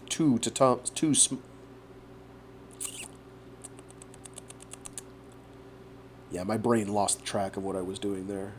It got confused on the meaning of the sentence and then decided to interrupt my mouth. My apologies. The square room was only 3 meters by 3 meters, its floor of polished wood with 2 small tatami mats. The most striking thing about it was the far wall, which simply was not there. Shoji screens had folded back, and the far end of the room ended in open air. One could sleepwalk into oblivion there. The breeze up the cliff face rustled the leaves on the 3 willow-type branches set in a beautiful mustard-yellow vase, sat on a low wood dais against the west wall. It was the only ornamentation in the room. We kick off our shoes in the buildings, except for the transit corridors you came through earlier, she said. She led the way to the other pagoda. It was almost identical to the first, except for the shoji screens being latched closed here and a futon on the floor near them. Aebetic stuff, she said, pointing to a small red-painted locker near the futon. This is where we've set you up to bunk. Come on in. She slipped her boots off, crossed to the tatami mat, slid the shoji back, and sat cross-legged on the mat. I removed my boots, set the pack against the south wall, and went over to sit next to her. Well, she said, and gripped my forearms again. Gosh. For a minute, I could not speak. I wondered if the altitude or the rich atmosphere was making me so emotional. I concentrated on watching lines of people in bright chubas leaving the temple and walking the narrow ledges and bridges west along the cliff face. Directly across from our open door here was the gleaming massif of Hung Shan, its ice fields glowing in the late afternoon light. Jesus, I said softly. It's beautiful here, kiddo. Yes, and deadly if one is not careful. Tomorrow, Aebetic and I will take you up on the face and give you a refresher course on climbing gear and protocol. Primer course is more like it, I said. I could not stop looking at her face, her eyes. I was afraid that if I touched her bare skin again, visible voltage would leap between us. I remembered that electric shock whenever we had touched when she was a kid. I took a breath. Okay, I said. When you got here, the Dalai Lama, whoever that is, said that you could work on the temple here. So when did you get here? How did you get here? When did you meet Rachel and Theo? Who else do you know well here? What happened after we said goodbye in Hannibal? What happened to everyone else at Taliesin? Have the Pax troops been after you? Where did you learn all your architectural stuff? Where did you learn all the architectural stuff? Do you still talk with the lions and tigers and bears? How did you... Aenea held up one hand. She was laughing. One thing at a time, Raul. I need to hear all about your trip too, you know. I looked into her eyes. I dreamed that we were talking, I said. You told me about the 4 steps, learning the language of the dead, learning the language of the living, she finished for me. Yes, I had that dream too. My eyebrows must have arched. Aenea smiled and set both her hands on mine. Her hands were larger, covering my oversized fist. I remembered when both her hands would have disappeared in one of mine. I do remember the dream, Raul, and I dreamed that you were in pain. Your back. Kidney stone, I said, wincing at the memory. Yes. Well, I guess it shows that we're still friends if we can share dreams while light years apart. Light years, I repeated.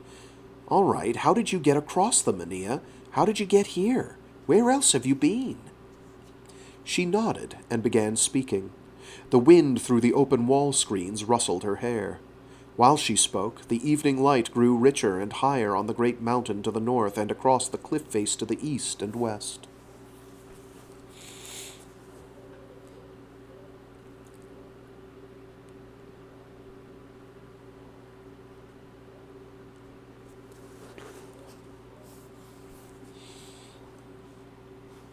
Aenea must... I don't even know where there's a must in this page. Aenea had been to the...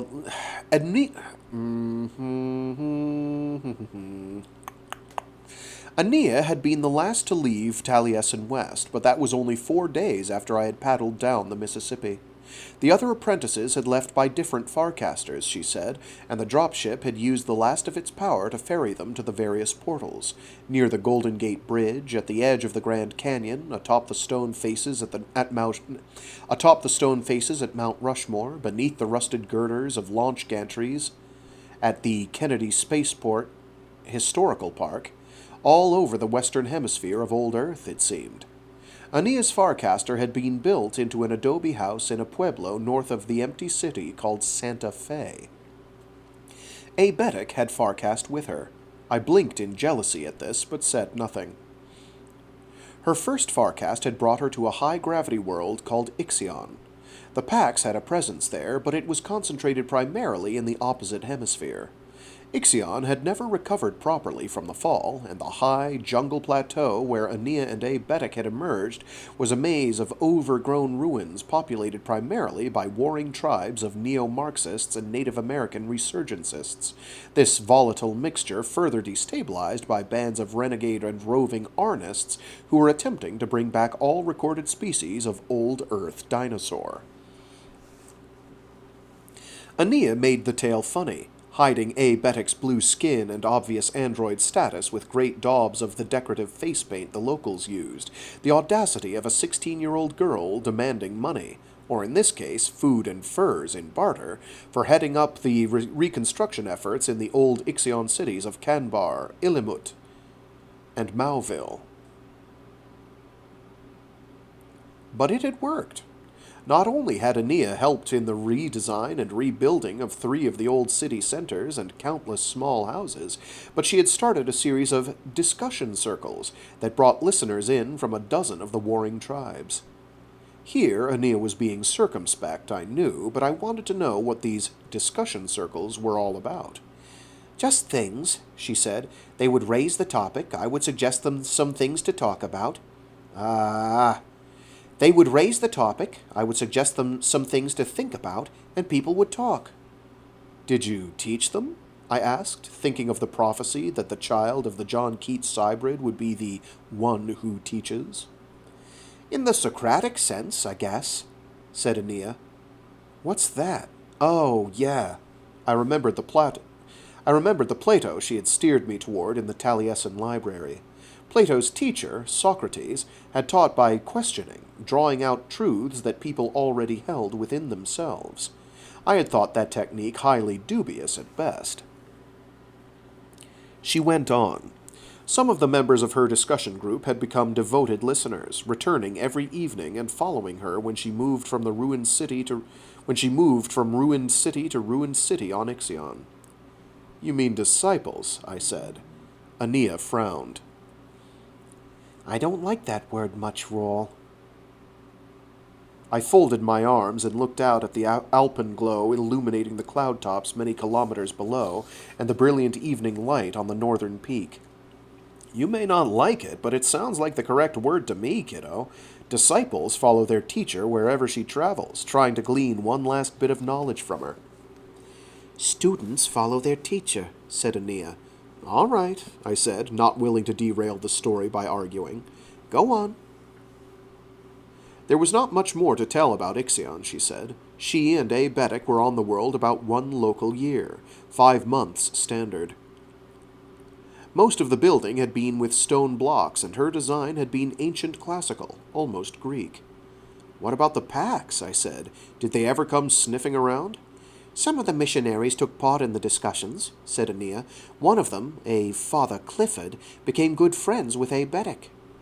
Didn't they turn you in? They must still be hunting for us. I am sure that Father Clifford didn't, said Aenea, but eventually some of the Pax troopers began looking for us in the Western Hemisphere where we were working. The tribes hid us for another month. Father Clifford was coming to evening discussions even when skimmers were flying back and forth over the jungle looking for us. What happened?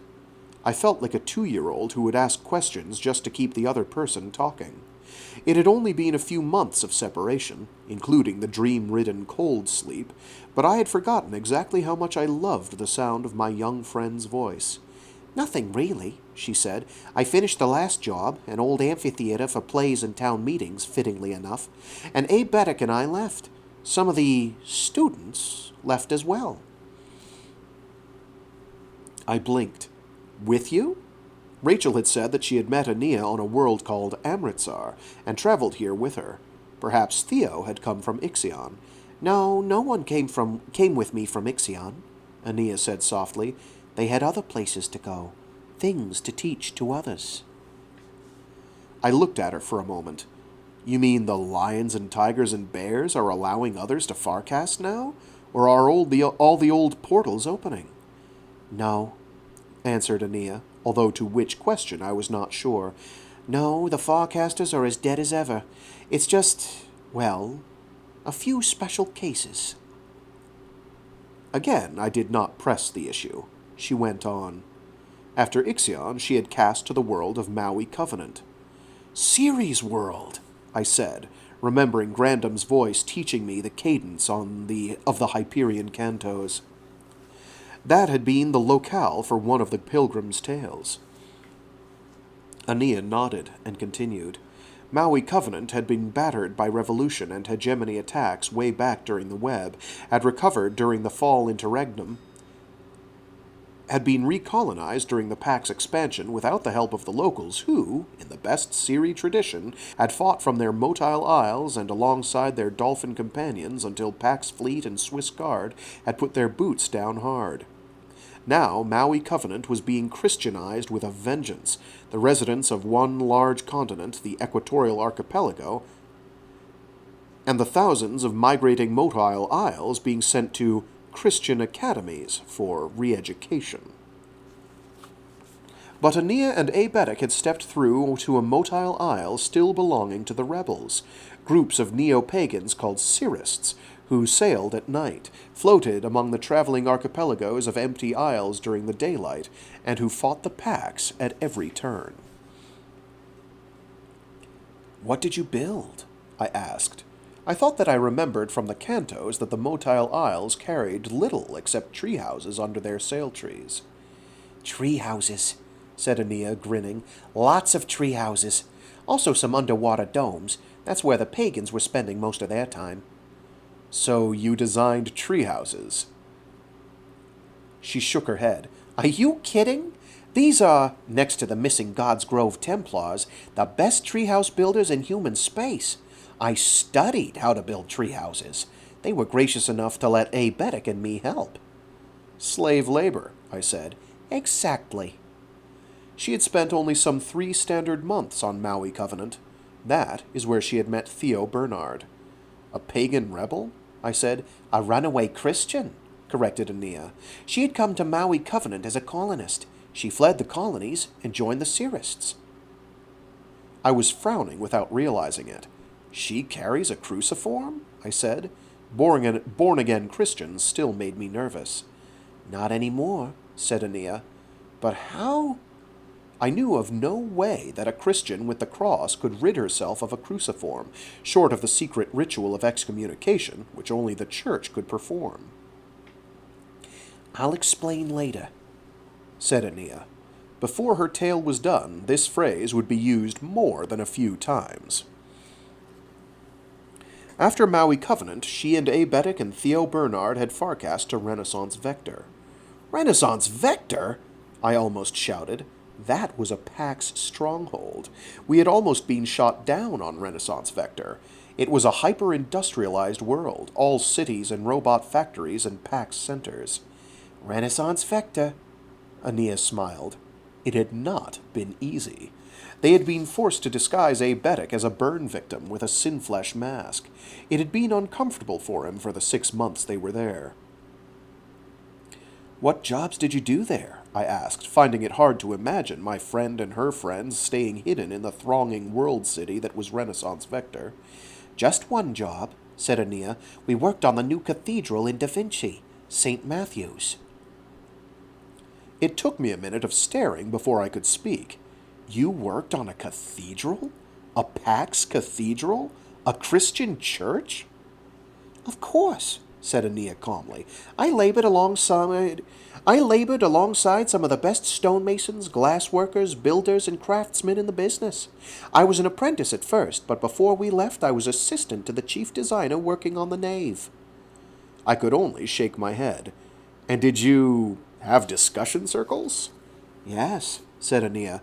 "More came on Renaissance Vector than on any of the other worlds. Thousands of students before it was over." "I'm amazed that you weren't betrayed." "I was," she said, "but not by one of the students.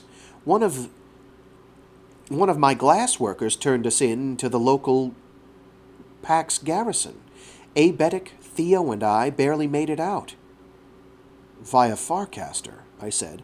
"By casting, yes," said Aenea.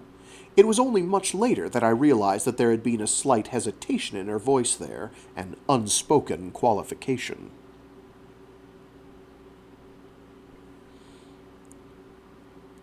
"And did others leave with you?"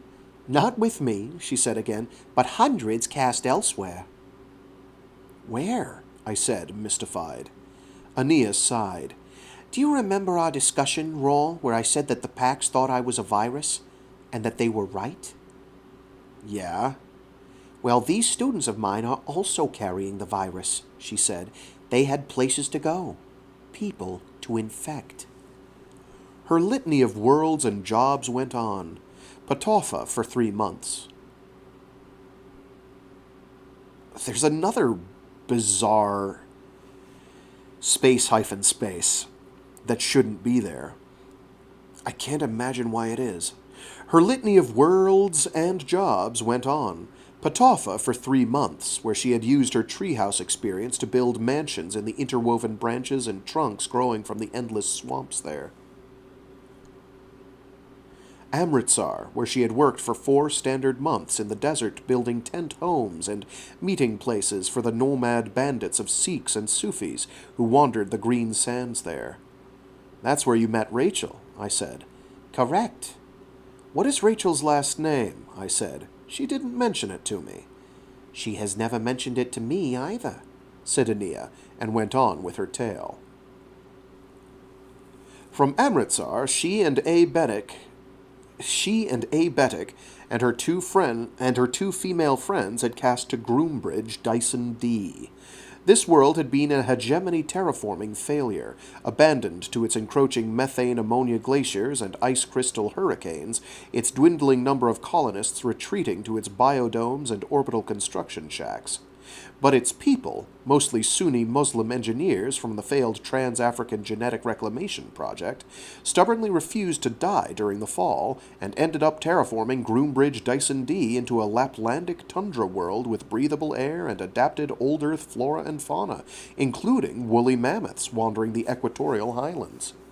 The millions of hectares of grasslands were perfect for horses, old Earth horses of the kind that had disappeared during the tribulations before the homeworld fell into itself. So the gene designers took their original seed ship stock and bred horses by the thousands. And I just read that part. And bred horses by the thousands, then by the tens of thousands. Nomad bands wandered the greenways of the southern continent, living in a kind of symbiosis with the great herds, while the farmers and city folk moved into the high foothills along the equator. There were violent predators there, evolved and unleashed during the centuries of accelerated and self-directed Arnieing experimentation, mutant carrion breed packs and burrowing night terrors, 30-meter-long grass serpents descended from Hyperion's Sea of Grass and Fuji rock tigers, smart wolves and IQ-enhanced grizzlies. The humans had the technology to hunt the adapted killers to extinction in a year or less, but the residents of the world chose a different path. The nomads would take their chances, one-on-one with the predators, protecting the great horse herds as long as the grass grows and the water flows, while the city types would begin to work on a wall. A single wall, eventually to be more than 5,000 kilometers long, that would separate the wilder sections of the savage highlands from the horse-herd savannas and evolving cyclad forests to the south. And the wall was to be more than a wall. It was to become the great linear city of Groombridge Dyson D, 30 meters tall at its lowest, its ramparts resplendent with mosques and minarets, the travelway on top wide enough that 3 chariots could pass without rubbing wheels. The colonists were too few and too busy with other projects to work full-time on such a wall, but they programmed robots and decanted androids from their seed ship vaults to carry out the labor. Aenea and her friends joined in this project, working for 6 standard months as the wall took shape and began its relentless march along the base of the highlands and to the edge of the grasslands. Albedo found 2 of his siblings there, said Aenea softly. My God, I whispered. I had almost forgotten.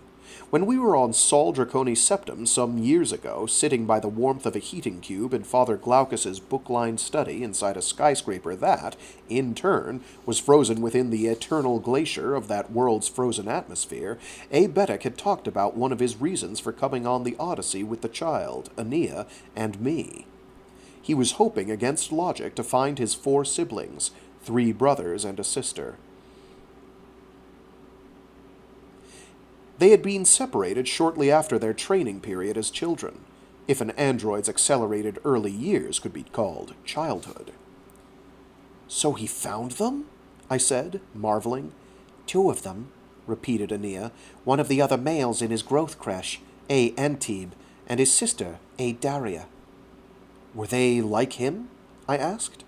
The old poet had used androids in his empty city of Endymion, but I had not paid much attention to any of them except Albedo. Too much had been happening too fast. "Much like him," said Aenea, "but very different as well. Perhaps he will tell you more." She wrapped up her story.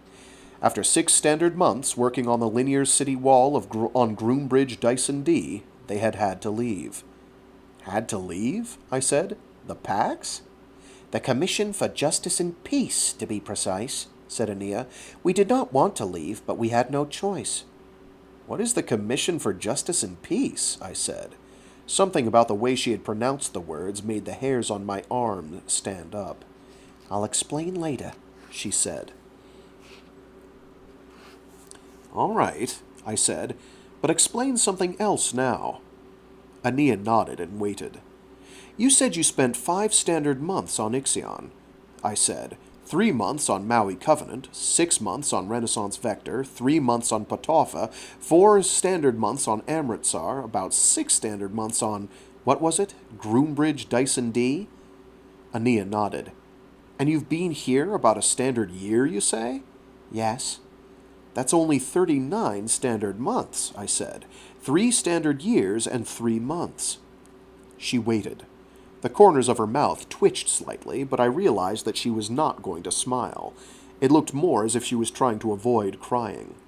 Finally, she said, "You were always good at math, Raul." "My trip here took 5 years time debt," I said softly. "So that's about 60 standard months for you, but you've only accounted for 39. Where are the missing 21 standard months, kiddo?" I saw tears in her eyes. Her mouth was quavering slightly, but she tried to speak in a light tone. It was 62 standard months, 1 week, and 6 days for me, she said. 5 years, 2 months, and 1 day time dead on the ship. About 4 days accelerating and decelerating, and 8 days travel time. You forgot your travel time. All right, kiddo, I said, seeing the emotion well in her. Her hands were shaking. Do you want to talk about the missing... what was it? 23 months, 1 week, and 6 hours, she said. Almost 2 standard years, I thought, and she doesn't want to tell me what happened to her during that time. I had never seen her exercise such rigid control before. It was as if she were trying to hold herself together physically against some terrible centrifugal force.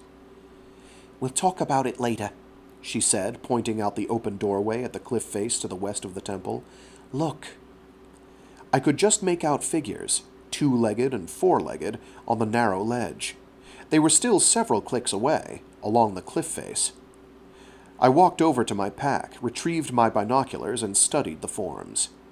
The pack animals are zygotes, said Aenea. The porters are hired in Fari marketplace and will be returning in the morning. See anyone familiar? I did. The blue face in the hooded chuba looked much the way it had 5 of his years earlier. I turned back to Aenea, but she was obviously finished talking about her missing 2 years. I allowed her to change the subject again. Aenea began asking me questions then, and we were still talking when Aebetic arrived. The women, Rachel and Theo, wandered in a few minutes later. One of the tatami mats folded back to reveal a cooking brazier in the floor near the open wall, and Aenea and Aebetic began cooking for everyone.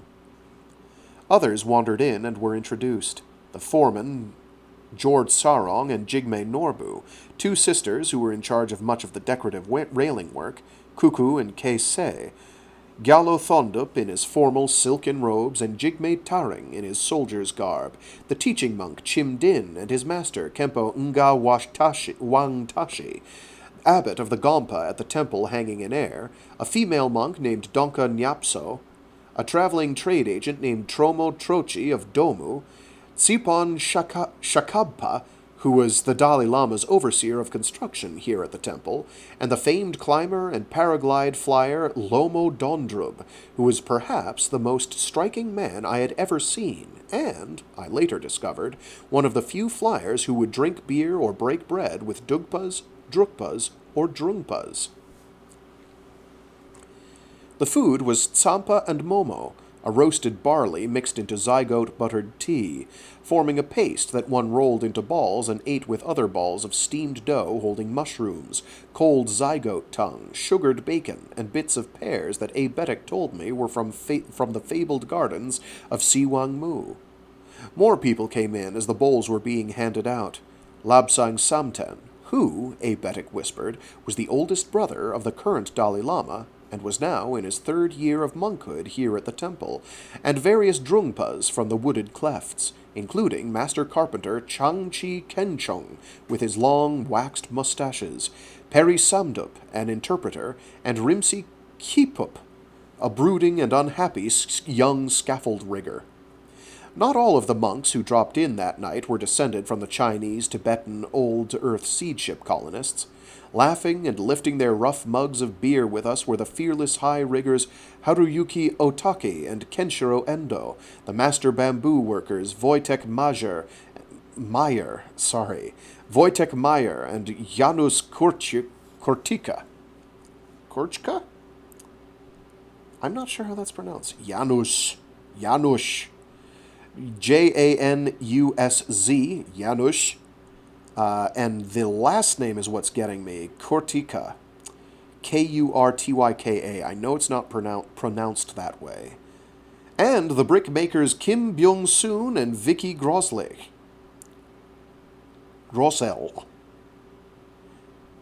The mayor of Zhokung, the nearest cliff city, was there, Charles Chikyap Kempo, who also served as Lord Chamberlain of all the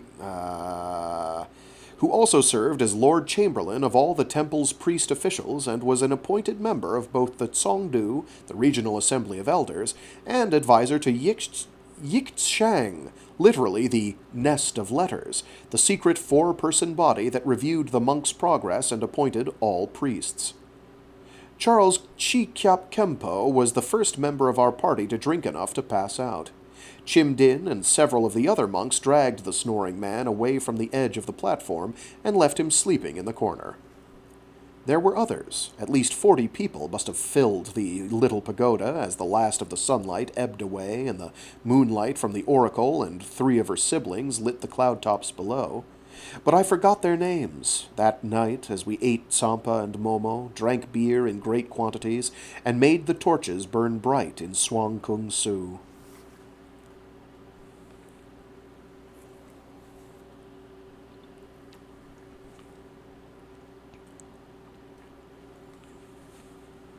Oh, geez, people are typing things at me.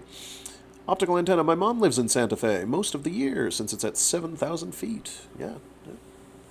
I guess that's right. I don't think of it as being highly elevated, but now that you mention it, it is at the right spot for that, wouldn't it? And then Derpy Shark says, zygote. That makes way more sense. Yes, having zygotes squirting around would be pretty weird, but instead we have zygotes. It's a pun or play on words. Wordplay. As in, as opposed to whatever sound a little zygote makes. Zygote. Zygote? Yes, Zygote. As opposed to the Zygoat, which we've got here, as you pointed out. Some hours later that evening, I went out to relieve myself. Aebetic showed me the way to the toilets.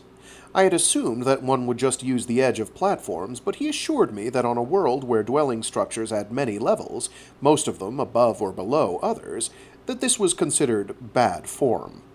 The toilets were built into the side of the cliff, enclosed by bamboo partitions, and the sanitary arrangements consisted of cleverly engineered pipes and sluices, leading into fissures running deep into the cliff, as well as wash basins cut in stone counters.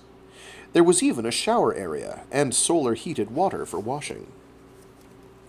When I had rinsed my hands and face and stepped back out onto the platform, the chill breeze helping to sober me a bit, I stood next to Aebetic in the moonlight and looked into the glowing pagoda where the crowd had arranged itself in concentric circles with my young friend as the locus.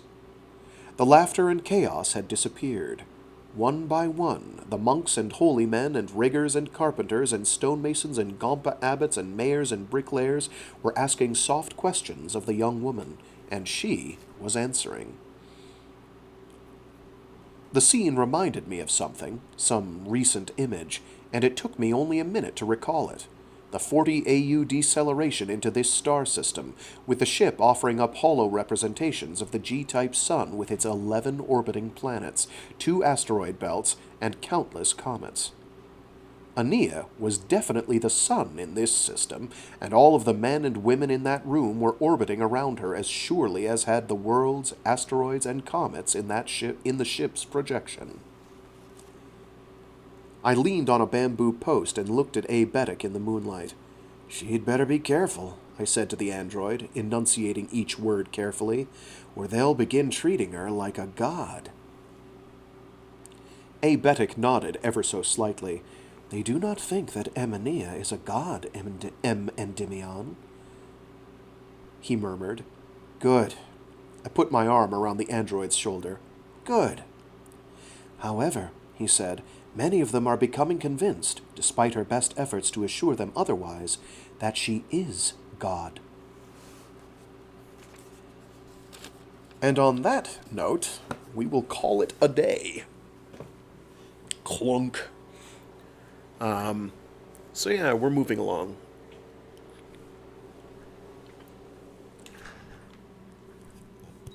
We're moving along. Derpy Shark says, I just chalked it up to being intergalactic Catholic horrors from beyond my comprehension. And Optical Antenna says, thanks for clearing it up. Was trying to picture what a wad of zygotes would look like. Yeah, I probably should have mentioned that. He's got other goofy word jokes in there. Most of them are self-explanatory. It's all very much a, if you read it, it makes sense. If you say it out loud, it does not. Or it needs to be explained, and I did not explain it. I'm glad people did figure it out, though.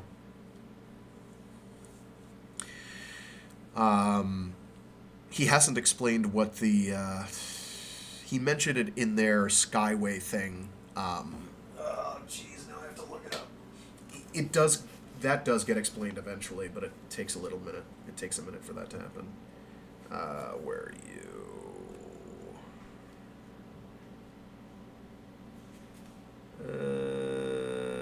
Spurs, blah, blah, blah, blah, blah, blah, blah. So yeah, this is a particularly wordy portion where it's just kind of like, oh, we're gonna let... It's going to be describing a lot of stuff, some of which is going to be relevant and some of which isn't. And you're just going to have to take it all in and hope that it all makes sense. I also mangled the joke bit that they were doing where he called the ship an asshole. Unfortunately. Let's see.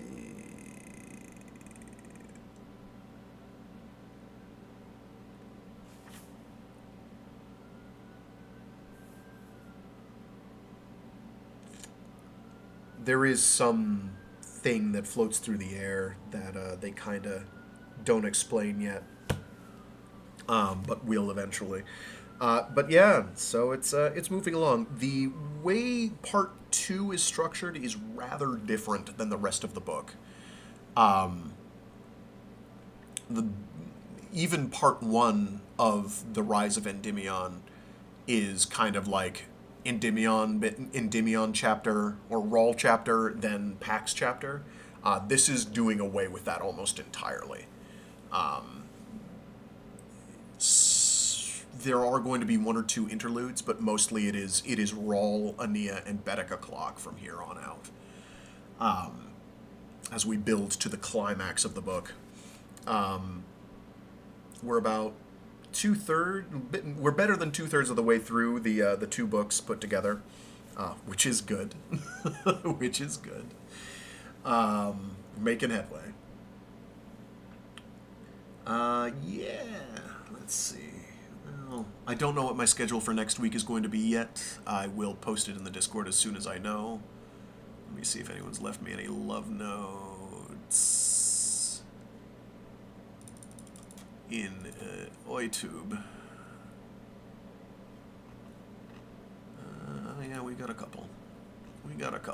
What do we got? We got a couple. What do we got?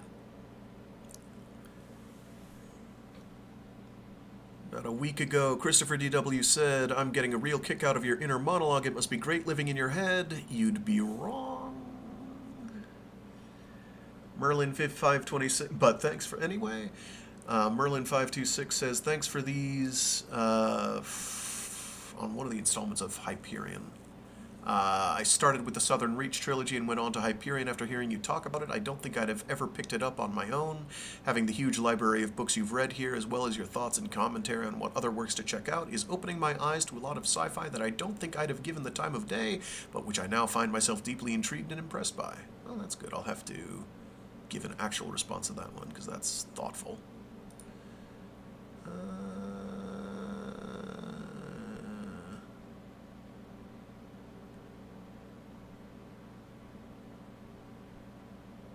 J. Race Alexander 5480 says, Fro, thank you so much for this. I've been meaning to finish this book series. This is about Rise of Endymion. I've been meaning to finish this book series in audiobook form for over a year now, but I couldn't find anyone who had read the last book. I can't thank you enough. By the way, you sound an awful lot like another well-spoken and highly cultured YouTuber I've been following over the years. Don't want to give you away, but I think I've connected the dots. Either way, keeping on, good sir. Your work is very much appreciated. I'm quite confident you have me confused for someone else. Wow, YouTube really does have like AI-generated responses to these that I can post. I would never do that. I don't respond to every message, but I do read them all. Let's see. Ale730X6 on Annihilation Part 1 says, "Can you even read, bro? ? Nope, I can't. Aspiring Ellipsis on Annihilation Part 3 says, "Great job, these have been really useful." For what, I wonder? Is he training an AI model on my voice? Or she? I have no idea. Watermelon Wellington 1479 on Acceptance Part 5 says, "Thanks so much for reading this. The just 3 simple words part destroyed me. Saul was my favorite character throughout the trilogy. He was so tender behind that rough exterior. The part where it's mentioned that he filed away dancing is something he was too late for. Hurt to read, too." Yeah. That's about where I broke down myself. So, yeah, real. Anyway, that's us caught up on comments. If you don't want your comment read aloud on stream occasionally, just say so, and I won't do it. As ever, you can join the Discord if you want to have more direct or extemporaneous conversations with me. It's difficult to do that over YouTube comments. I understand that. If there is an alternative to Discord or YouTube, please, that have roughly the same feature base, please don't hesitate to tell me. I will convert in a minute. I download all my stuff anyway, and I would just re-upload it there, wherever it would be. And Discord, I know Discord is moving down the pipe with a facial recognition requirement of some kind. I don't know all the details, if it's new users or old users, or both old and new users, I should say. Suffice it to say, no thanks. I don't want any of that smoke. I know if it makes me do that, I'm not gonna keep doing it. So if there is an alternative, I'm happy to switch over. I'd go back to using TeamSpeak, honestly, if that had like a decent text chatting methodology that you could separate out into not quite forum format.